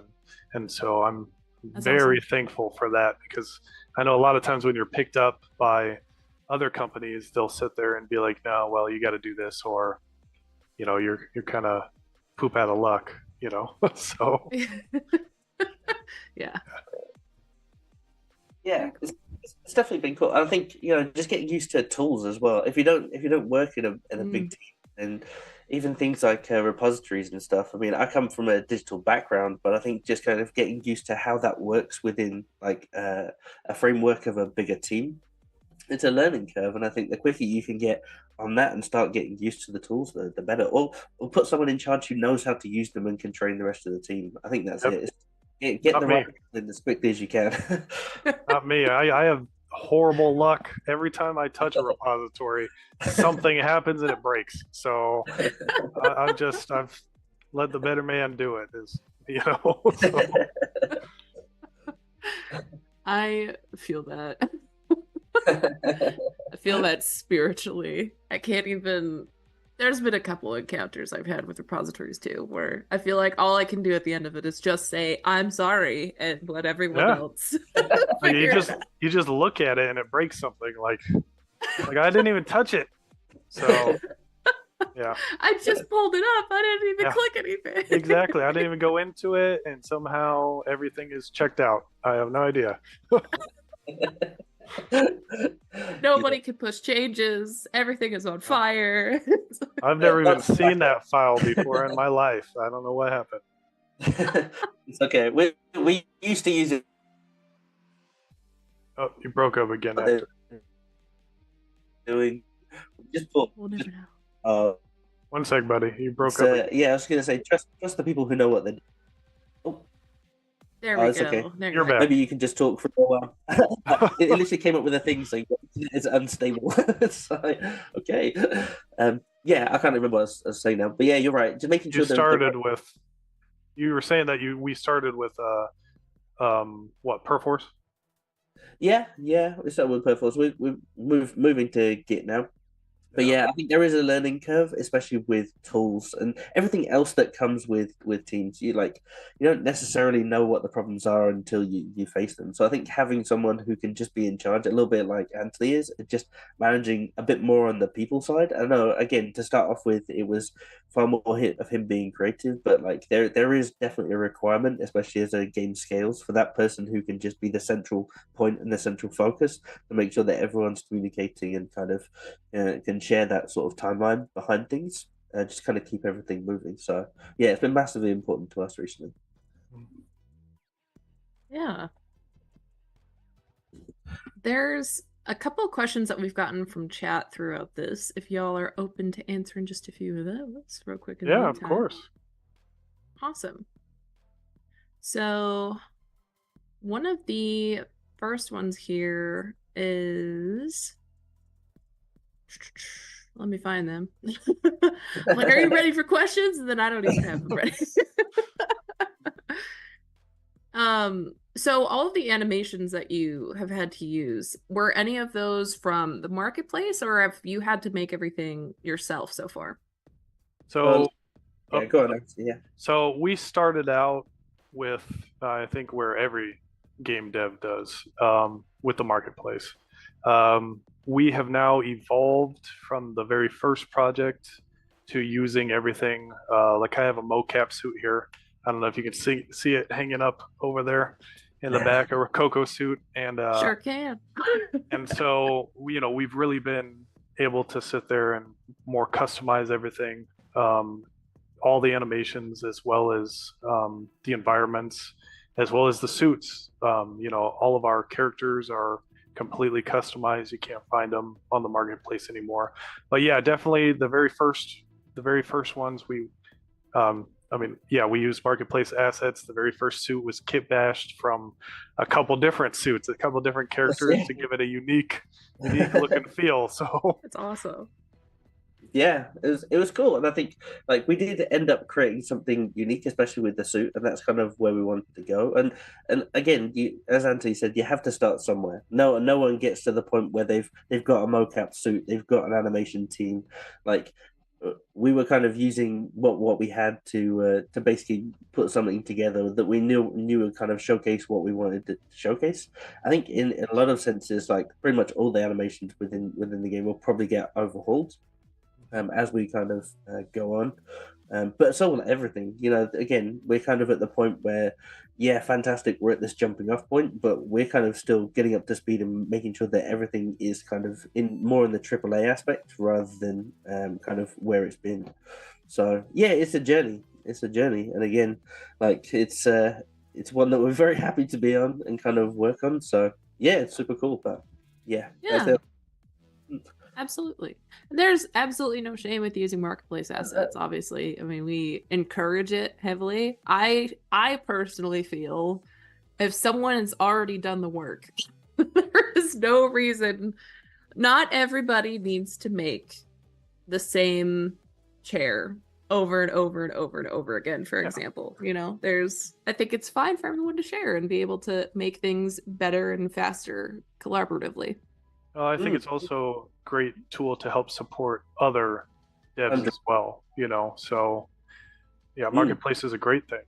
Yeah, I just want to say a big shout out to every single person whose assets we've used, because honestly, we couldn't have done this without them. Like we couldn't have even started to build this game without a lot of the hard work that these people put in, and were kind enough to put it out on the market and say, if you want to have a license to use this, you can use this. Well, that's like the best thing that you can ever have. And again, we had to kind of do a lot of learning along the way, but as a small team, it was a godsend to us, So. Definitely. Next question that we have here is, and I know the answer to this, but I will ask you anyway, so you can let everyone else know. Was EV2 ever featured on any gaming shows like Future Game Show? Yes. I would actually like to say that Funtico is our platform. You can actually check us out. We have a Steam page, and all of that was because we were featured on Future Game Show. What was that? Their spring version was a couple weeks ago, and so we were there. You can sit there and we're on all different platforms. We have a Twitter, YouTube. We have what are the other ones, Hector? Facebook. All the other sites where things are. All the other ones. We're all the socials. But we are on Steam as well. So if you want to sit there and go ahead and support us and wish list us, that would be fantastic. So yeah, absolutely. I'll see if we can actually nab that Steam link ourselves and toss it in chat there for anyone who's interested. Yeah, that would be awesome. We also have the website. I don't know if you want that. I could send that to you as well. Oh, yeah. No, that's too far. That one's a step too far. You want me to just link privileges? Just put it in here? I mean, am I allowed? Yeah, of course. There you go. I sent it. How dare you? I'm sorry. I'll take it back. There we go. Was that in there for anyone interested? And then other question here for y'all is, where are you finding that you have to optimize? What is creating bottlenecks for you so far? It's a good question. Probably, well, it's a bunch of different things. So firstly, I should say that when the bottlenecks are different from a single player game to a multiplayer game. So like I was talking about console game or console commands earlier. We were quite lucky in terms of we had quite powerful machines to be able to run this stuff, because we were trying to push the technology as far as it can go.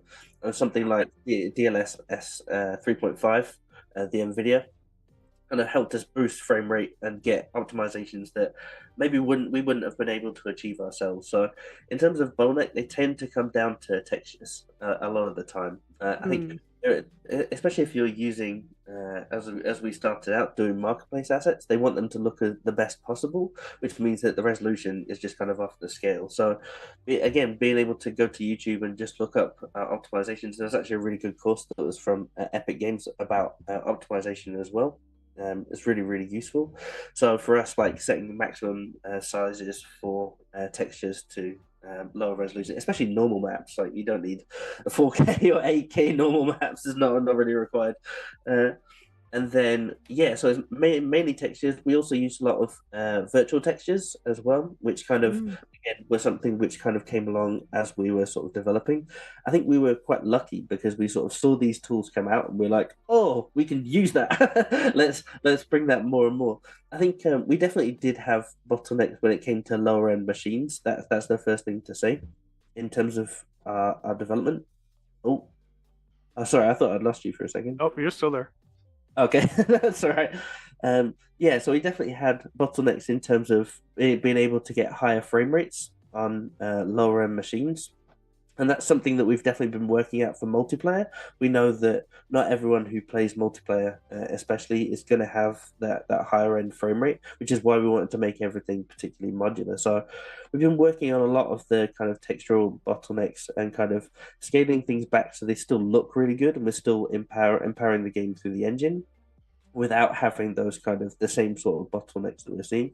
At the moment, we're moving from a testing environment to a dedicated server environment, which again has its own kind of technical challenges. And I think if we had our multiplayer chap online with us now, Sam, shout out to you, Sam. Then he'll be happy about that. Then he'll be able to talk about the specific bottlenecks that go into there and the kind of optimizations that he's making. I mean, it would be lovely as and when we do sort of get further along, especially closer to release, to be able to maybe just talk about all of this stuff a bit more kind of openly. I think we kind of want to be as open as possible as a team. We're a small team. We're kind of just making our first sort of big game, so we do kind of want to be as connected as we can with the people that we're making the game for, because we know that's what makes the difference. We don't want to be a group of people who you ask a question and just don't get an answer. We've had that experience. It's not fun. So yeah, cool. I think that just about answers that question. Tina, are you there? Is Tina there? I think she dropped. Okay.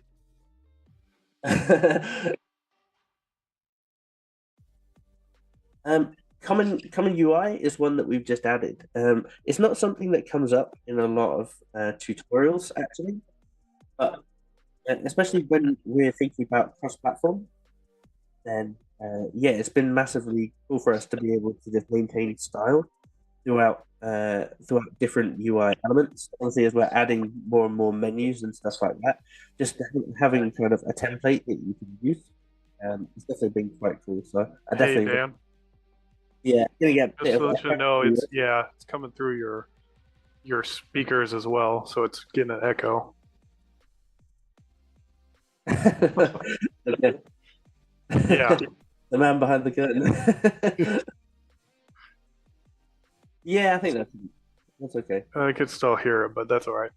Yeah, it's called Common UI. Go and check it out if you haven't. Especially if you're creating loads and loads of menus, you can sort of set one style template, and then we'll just work it from there. I think Tina. There she is. Hello again. You gave me your internet problems. No. Oh. Don't blame me. Boo. No, it's storming really badly in my area, so my apologies for anything going down there for a little bit. You're still getting a bit of an echo, I think, from you, Dan. Yeah, it's all Dan's fault. Jeez, Dan. Yeah. There we go. There you go. Sorted. There we go. Yeah, Cool. Sorry for that hiccup, but No, it's okay.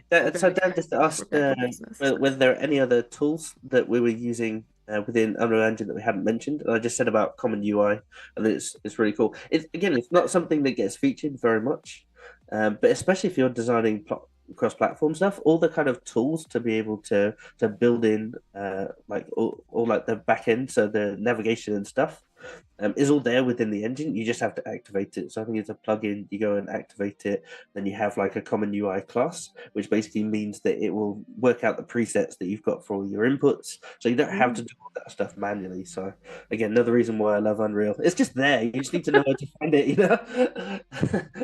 It's very everything cool. you need, you just get to have. That's a lie. A lot of stuff you still have to make yourself, but Yeah, it's true. That's true. You do got to put in some work, so Yeah. A lot A of little work. bit, a little bit every once in a while. No. Did you um, lose access to the questions, or have you still got them to you? yeah, we've still got some Oh, questions cool. here, so don't worry, I'm back. Yeah, sorry. Back in business. One person was wondering if you implemented anything like the game playability system or anything from like the Lyra sample project or things like that.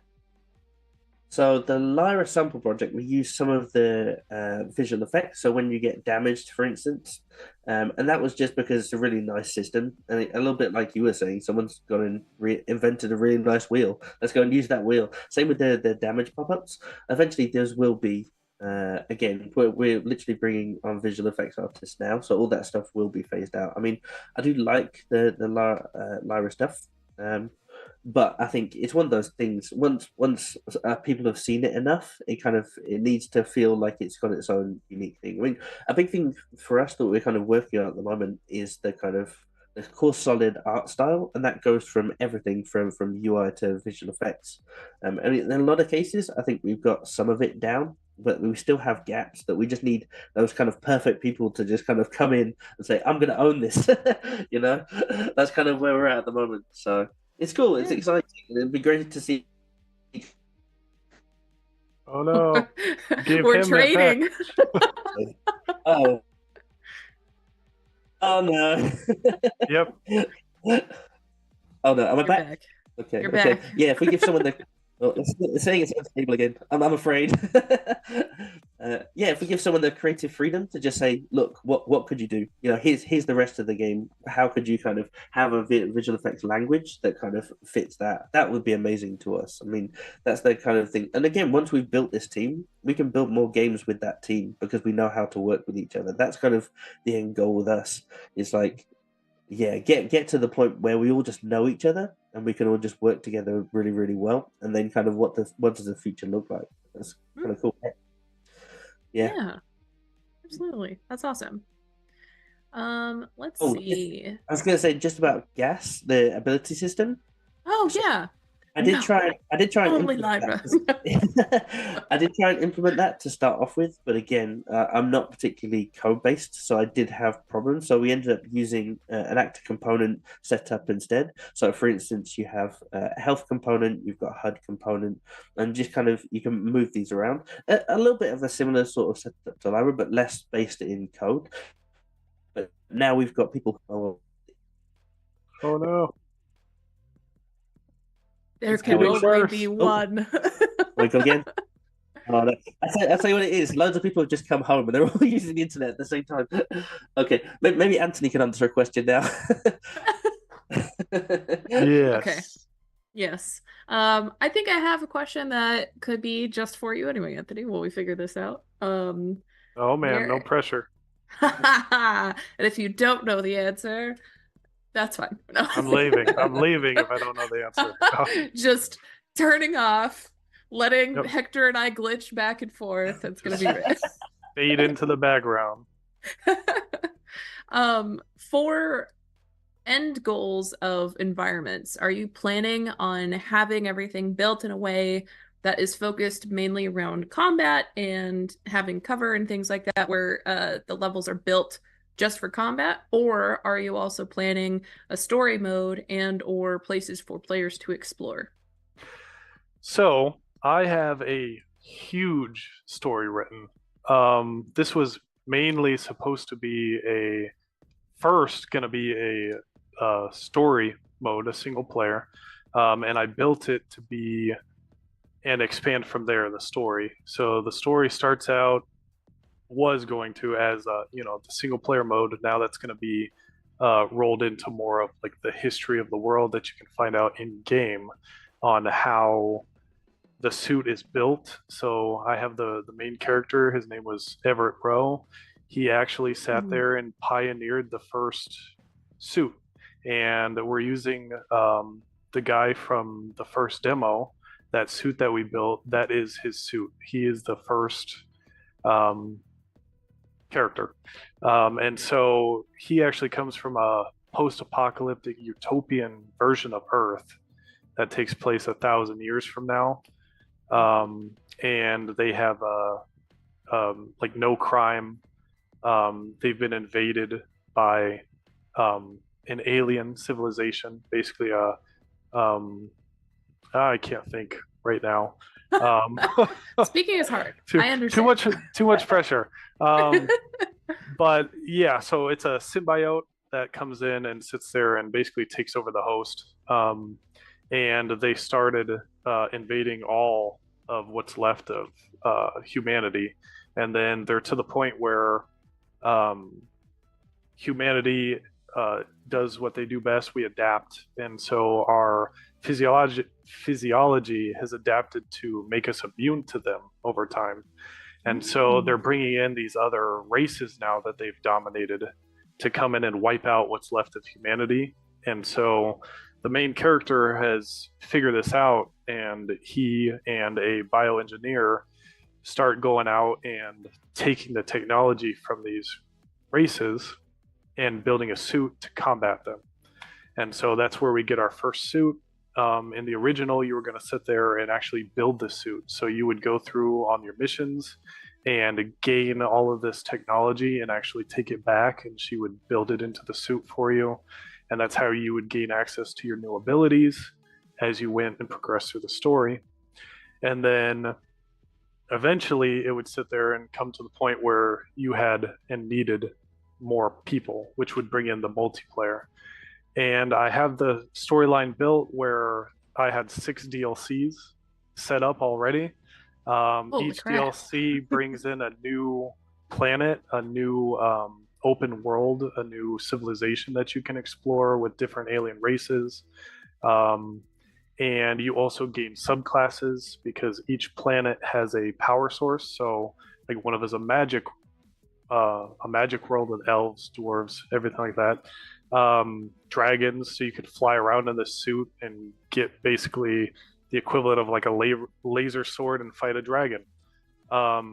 And in doing so, your suit would adapt and give you a subclass that starts absorbing the power of these planets and unlocks new abilities and new features in your suit as you go. And so each DLC would unlock new weapons, new abilities, new suit features, new armor sets, everything like that. So the main goal is we will have the PvP, and those will definitely be battle-focused maps, and then open world exploration maps as well. So huge open worlds to explore, and stuff like that. So That's so cool.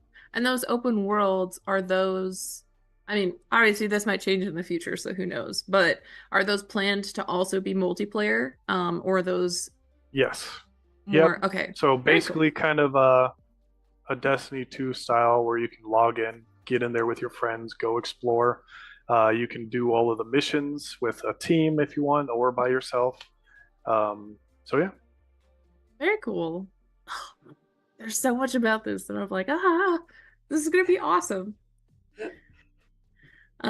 Let's see. A couple other questions that I could throw at you while I've got you here. When it comes to testing the different features, have there been any mechanics that you have made and decided through testing that you needed to leave behind? Hector, do you want to take that? Good question. I don't know that we've really scrapped anything. We've been lucky to just kind of. Yeah. It all just works. Yeah. So one of the focus. Well, we made it work. Yeah. one of the focus points that we've been talking about recently is not necessarily scrapping it, but it's just changing it. So again, when we're moving from single player to multiplayer, a lot of it comes down to speed. So whereas before we'd have kind of abilities that you could put in one place and then so get the maximum amount of impact.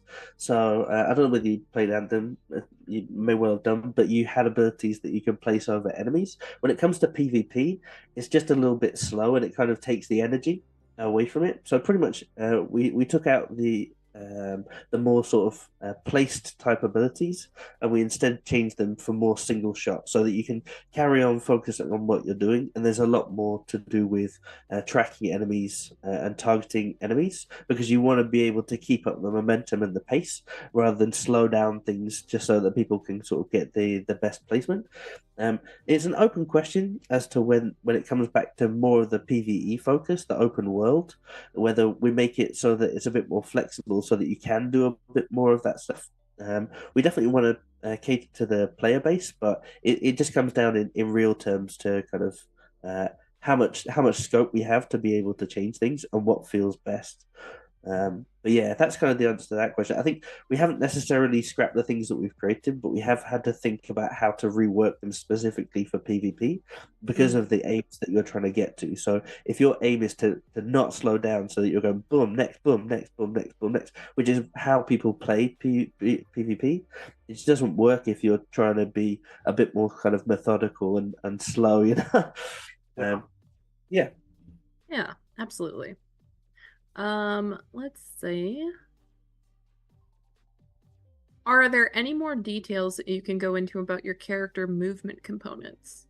If not, totally understand. That's cool. So yeah, I mean, essentially we started off with something called the Locomotion V4 system. It's a little bit like ALS. I don't know whether you know ALS. But yeah, that was actually created from someone who came from Epic. So this is kind of a version which uses blended animation blueprints. And then we kind of used a flight component and basically layered it into that animation process. So that was kind of the first that we had.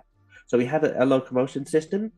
Well, how can we take a full flight component and integrate that into a layered kind of more modern sort of blueprint system? And we found the effects were just really, really good. And again, those were kind of the two core components that we actually started the project with. It's a really good question because there are certain things that some things try to achieve. IK is a really good example. IK is much more common in modern games, but it wasn't really around when the first kind of flight components were being sort of designed, or the way that they're set up. They kind of work slightly differently. So you have to have an override feature, for instance, within the component to make sure that IK is turned off whenever you're flying, because otherwise it tries to stick the floor, your feet to the floor. Simple examples like that, where you take known things and you basically add it to newer technology. And yeah, and again, we're constantly evolving, constantly changing. The camera has probably been more important to us than the movement component. Again, when it comes to four directional movement, kind of that's out there, and people know how to do it. In terms of the animations, that was kind of where we needed the most help, really. But yeah, in terms of the camera and the little things to keep people engaged, that's where we spent a lot more time, really. And we're still always changing the camera effect to make it, seem just a little more immersive, to the point where we have even like a backward facing camera button, so that while you're flying, you're kind of locked in to going forward. Yeah, you can turn on a dime and everything, but if you're being chased by somebody, you have no idea what they're doing. You have no idea, in a kind of a dogfight type situation. And so we put in where you can have a quick look behind you to see if you need to dodge right, dodge left, dodge up, dodge down, or if anyone even at all is chasing you. So just flying around like a crazy person because someone's there. Yeah. And then you look back and no one's even there. Like, oh, okay. That'd be me, 100%. To be a bit more specific about the movement component, essentially it looks at a tick. So if you're in a flying state, it basically looks at your thumbstick movement and your camera movement to say, where is this person actually aiming right now? And then you essentially draw a line trace between where you are and where you want to go, and then basically just shoot a velocity in that kind of direction. So yeah. Very cool. I love that. Let's see. Another question here. Kind of going back to the story mode that you were talking about earlier, Anthony. Are you still able to do the story mode as you originally envisioned, or has that had to change at all from the original conception? Ooh, that's a good question. So right now we are still able to do the story mode. Um, we'll have to obviously see how well the game does before we start introducing, different DLCs and everything. Just know that we do, we did learn from our predecessors and others that we do have in-game content that we have set up, ready to go, ready to be implemented.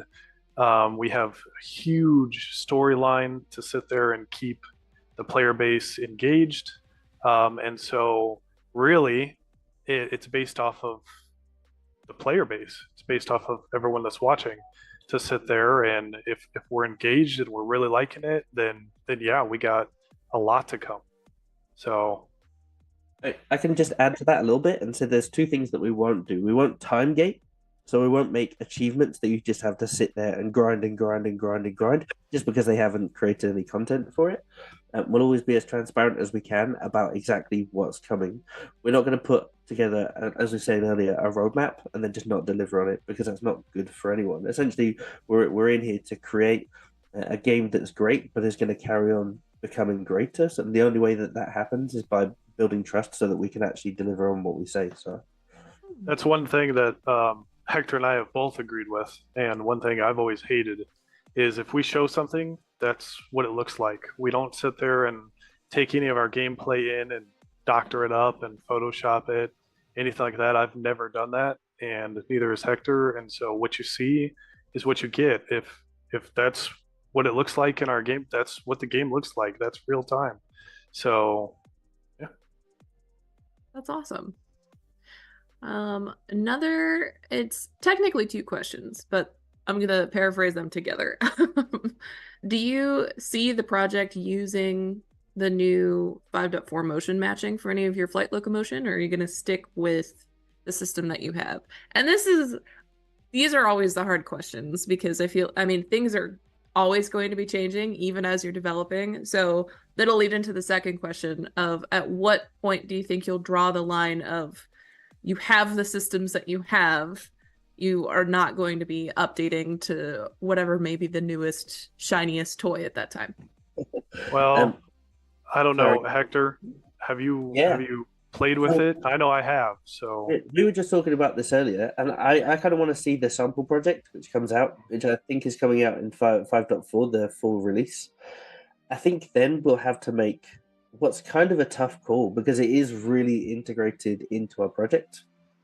I do kind of want to see it and feel it before I make a lot of decisions about it. I mean, it looks great. We've already got motion matching and warping in the project already, but it's things like vaulting and that kind of stuff, and the animations, the more procedural sort of animations that go into it. It might just be too valuable to say we can't use this, and we might just have to see whether a lot of these things. I think it comes into scope. It's like, if we did this, how long would it take? How much would it set us back in this particular area? I mean, like take us for example. A big thing that we're doing at the moment is creating 3D assets. We're also doing some prototyping and changing things to see kind of whether we can improve systems. So you've got an opportunity cost. If you do replace the locomotion system there, what else aren't you able to sort of change and remove in other areas? I'm really interested to see it. It does look great. Obviously, I've only seen it from the short showcase.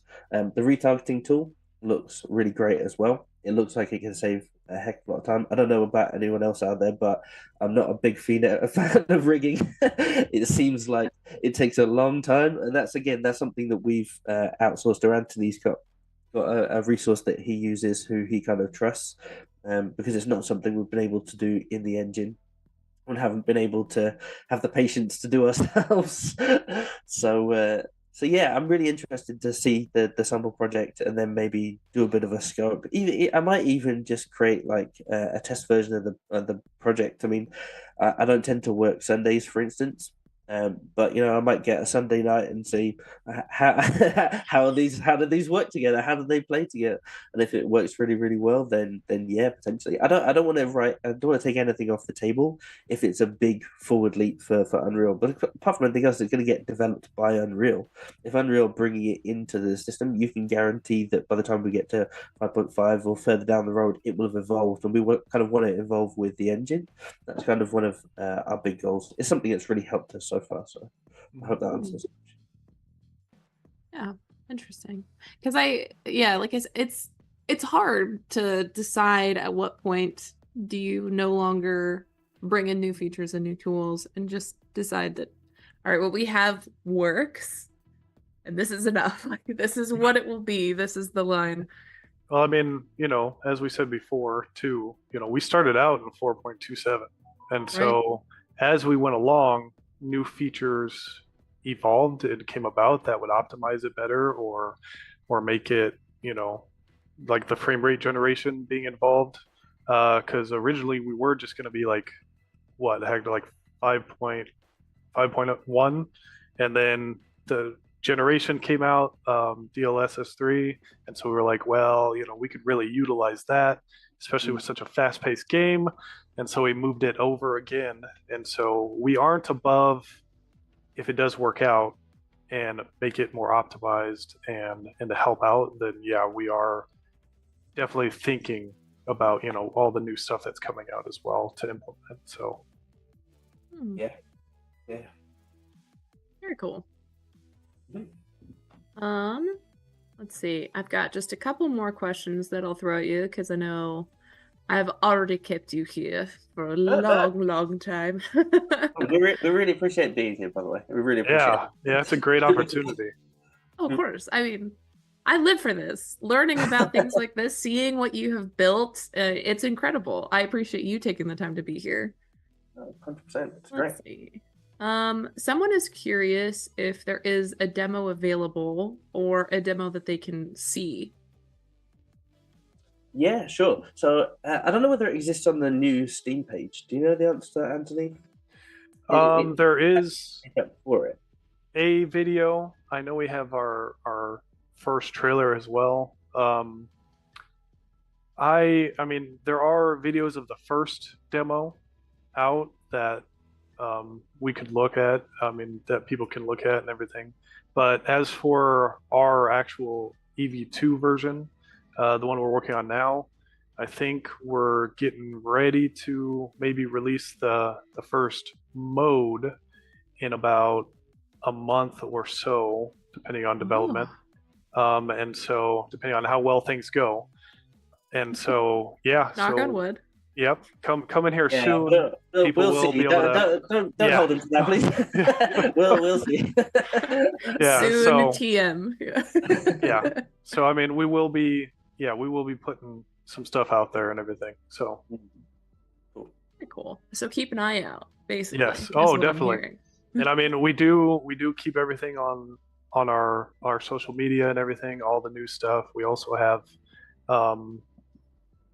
like raffles and contests and everything to help keep people engaged on like the Discord and everything like that too. So, we do have, people, I think we put out like $100,000 in prizes and everything already, just getting people to come in and everything like that. So if you want to be part of the family, definitely go ahead and check that out as well.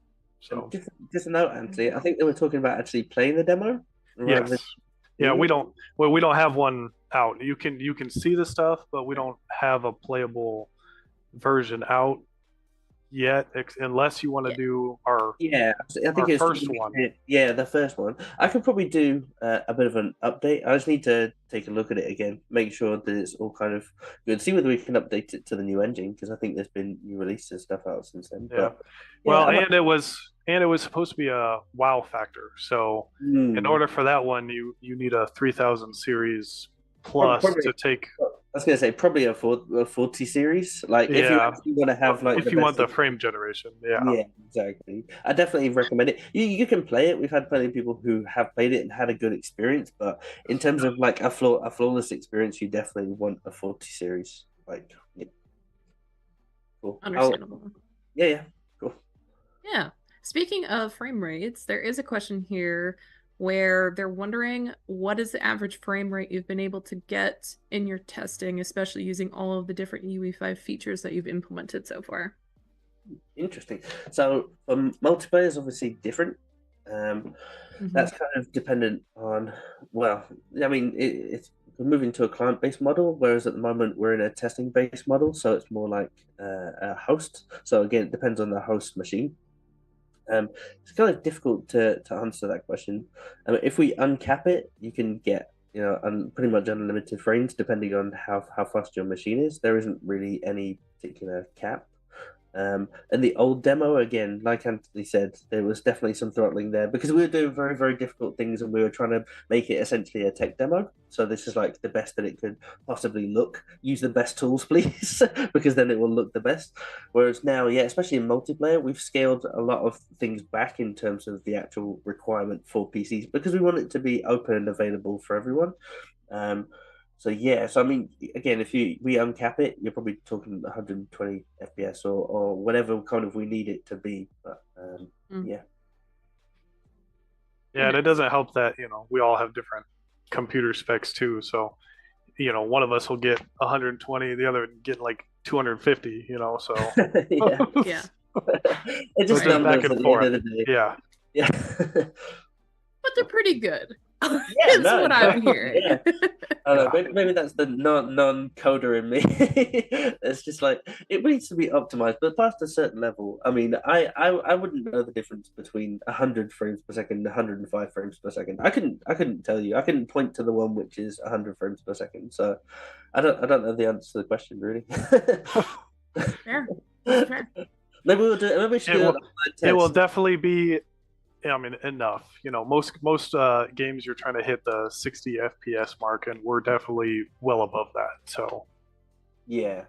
Again, we haven't got everything into the game, and it's not. We kind of work to the point where it's fully optimized. So we're kind of meeting that level where gameplay is instant, like shooting guns and using ability is instant. But actually, it kind of we're getting the most from the engine as well. At the moment, we're probably more focused on gameplay than we actually will be at the end. So we're going to kind of meet that point, as you say, at about 60, 70 frames. We're using all the frames we can to get the most out of the engine and the mechanics which are sort of going on. Obviously, it's sci-fi, so there's a lot of like special effects which are going on and will be going on as well. So we'll always kind of be pushing that boundary, but Unreal Engine's gonna help us get there. I can guarantee that. Hopefully, that's the goal. It will. Come on, it will. I fully believe. Awesome. I have 2 more questions for you. We're almost there, and then I will release you. Yeah. First one is, what would you say has been the hardest part of development for you so far? And I feel like the answers might be different for both of you, so both of you feel free to have a crack at this one. Yeah, cool. And Anthony, do you want to answer first? I mean, are we talking about just like overall? Because one of my biggest hurdles was starting out, first off by myself and having to learn everything as quickly as I can was one of the biggest hurdles. And then doing that, with a full-time job, like I said, I was a trucker. And so, most people work 40 hours a week. And my minimum, my basically every week was 70 hours. And so having time to do that as well as provide for your family, as well as not having the resources like internet and everything to sit there and do it was probably my biggest hurdle, and I've overcome that. Now obviously I'm home and able to do this full time now, and so that was definitely my biggest hurdle, I would say. I think I'd probably agree to a certain extent with mine. Like we had a son while we were developing the first sort of demo project. My life fundamentally changed. I think you kind of got to realize, you found the thing that you love doing, and that's great, but you need to make sure that you're maintaining a life, and whether that's eating, going to bed on time. I'm terrible because I'm a night owl, so I would literally stay there and work till 2 or 3 in the morning. And I have a job as well, so like if you're not careful, like that balance can get very skewed. I think Unreal Engine's amazing, but it's almost too good in some respects because you can achieve so much. And when you're achieving, it feels like you just kind of want to carry on going and carry on going. But I think you kind of have to pace yourself a little bit and make sure that you're taking care of yourself. Like really, you know what I mean? Like Yeah. I think too many game devs fall into the trap of this is my life, this is everything. And they kind of just let things fall by the wayside. And sometimes the best thing you can do is walk away from a project. Like you're struggling with a really hard project. Sometimes you need to take the dog for a walk, or just leave it for a couple of days. Don't look at Unreal Engine for a weekend, and then you come back to it, and suddenly it's a lot easier. And it's the same thing with like a Dark Souls game. You throw yourself into fighting a boss, and it's impossible, and then you leave it 2 days, and you come back and you kill it first time. It's like, yeah, that's life. Your brain's not kind of this tool that you just turn on and off. It's something takes a bit of time. You have to work through problems and stuff. So yeah, I think it's definitely that kind of adjustment to just going from I'm just going to follow someone who's doing something, and as long as I follow it as quickly as possible, I'll sort of up my skills, to then kind of, once you've learned, basically taking a step back and saying, okay, rather than just throwing myself, I want to have a life and make sure this is kind of sustainable, sort of long term. I guess that's similar sort of thing. Just making sure there are other elements in your life. It's important. Like mental health is a big deal, and I think if you're not careful, you can just sort of get sucked into a thing. Doesn't matter what it is. Game dev can definitely be one of those things. So just making sure you're healthy with it. Yeah, it's fantastic, and I actually think that leads surprisingly well. Actually, this wasn't scripted, I swear. Into the final question of, if you had, from all of the experience that you've had so far working on this project and even others, just in general as developers, what would be one piece of advice you would give to other developers if you had to distill all of it down into just one sentence of wise words? I have to finish with a really difficult question, didn't you? Right? Always do. ChatGPT when you need it. Okay, Anthony, do you want to go first, or shall I leave you with the final word? What do you reckon? Why do I don't know which one's worse, being the final words or going first. I mean, I guess I can go. Leave you with the final words. The final words. Yeah, final. So I mean, basically, just kind of like we were both saying before, is time management and making sure that you're in the right mental state to be able to not only live life but also follow your dreams. Sometimes it's a fine line, and just allowing yourself to step back and really live and be healthy and be happy is the biggest thing. Because there's days that I'm overwhelmed with everything, and sometimes you just gotta sit back and be with your loved ones, and just be happy is the biggest thing. So cool. It's fantastic. Yeah, how am I going to top that? Good luck. Well, exactly. I think all I'd say is, number one, you don't have to be the best. You really don't have to be the best. You just have to show up and just kind of improve, and make sure your goal is learning. But also make sure that you finish stuff. Like you can't go too much down the I'm just going to learn this, I'm going to learn that, I'm going to learn that. The place where you'll get the most happiness from game dev is by finishing a project and going, okay, that was good, I'm going to walk away now. Because then you get to look back on it in 2 years' time and go, there's that thing that I finished. Let's open it up and go play that. And it actually works. It's not like some half-finished thing that now I have to go and fix all the bugs in. It's nice to be able. I think with anything creative, it's nice to just finish it, walk away, and then come back and say, actually, that was a really cool thing that I actually managed to finish. And maybe it's not perfect. Maybe you want to recreate it. Maybe you will recreate it. I've kind of had this idea that the first game I ever made was just like it's kind of like a top-down sort of wizard thing, where basically like you play as a little mage and you shoot fireballs at enemies and stuff.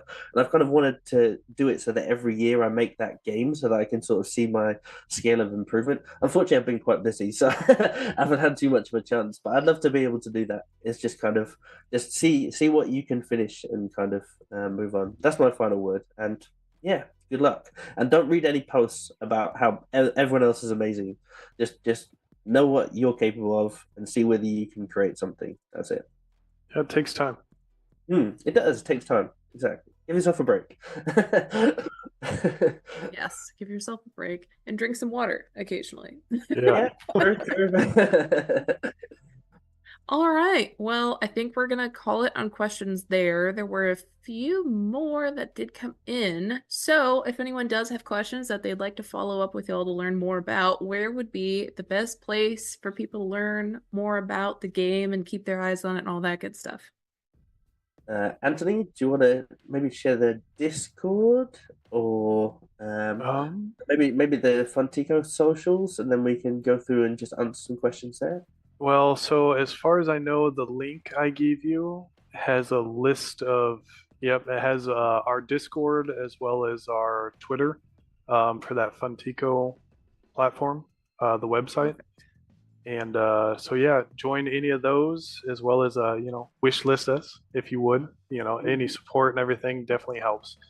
Not only for the game, but it's nice to know that we have a following and people supporting us. So yeah, exactly. Absolutely. I mean, yeah, exactly. You kind of, well, I think the games industry needs to get to a place where we just have a really good relationship with the player base, and to a degree, we're giving them what they want. Essentially, we're here to kind of provide a really good play experience, but with that, we kind of need a community to tell us not everything that's wrong with everything. Do you know what I mean? But just say, wouldn't it be cool if this was there? Because we can turn it into reality. That's what we kind of want to do. We want to give something that's a little bit unexpected. So, yeah, please get in touch. That'd be cool. yeah, and we love the feedback. We implement things. Because it's not just us. It's everybody that likes to play the game and loves the experience, and everyone has dreams that they want to see implemented as well. And so if we can implement some things to make that experience better, that's fantastic. Awesome. Absolutely. Well, you heard it, folks. The links are available in the chats right now. Make sure you go click those, check them out, follow, wish list, all the good things. But I want to take a second to thank the two of you so much for coming on to the show today to talk about EV2, talk about your experience building it so far, giving us a sneak peek at what we get to look forward to in the future and all that. So thank you genuinely so much for taking the time to be here and to do this with us today. Yeah, thanks for having us. Well, thank you very much. Yeah.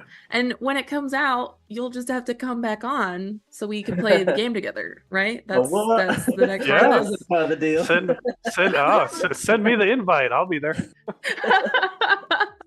Yes. Awesome. All right. And also, of course, thank you everyone who came to watch the show today as well. It wouldn't be what it is without you and your interaction and being here and asking questions and being part of the conversation. So thank you all so much for coming to hang out as well. For anyone who's interested, we have the second Project Titan live stream happening tomorrow, where we will be flying through the world to see what everyone has done so far, look at some of the progress in that project so far. If you're not sure what Project Titan is, it is an absolutely massive collaborative art jam that is currently happening. We have a whole bunch of artists all working together to build a world together in one level. It's insane. I can't even fully describe what it's like so far. So check that out if that's something that is interesting you. And again, we have a follow-up stream on how that's going so far tomorrow. So check that out. It'll be at 11 a.m. Eastern here, same channel, same place.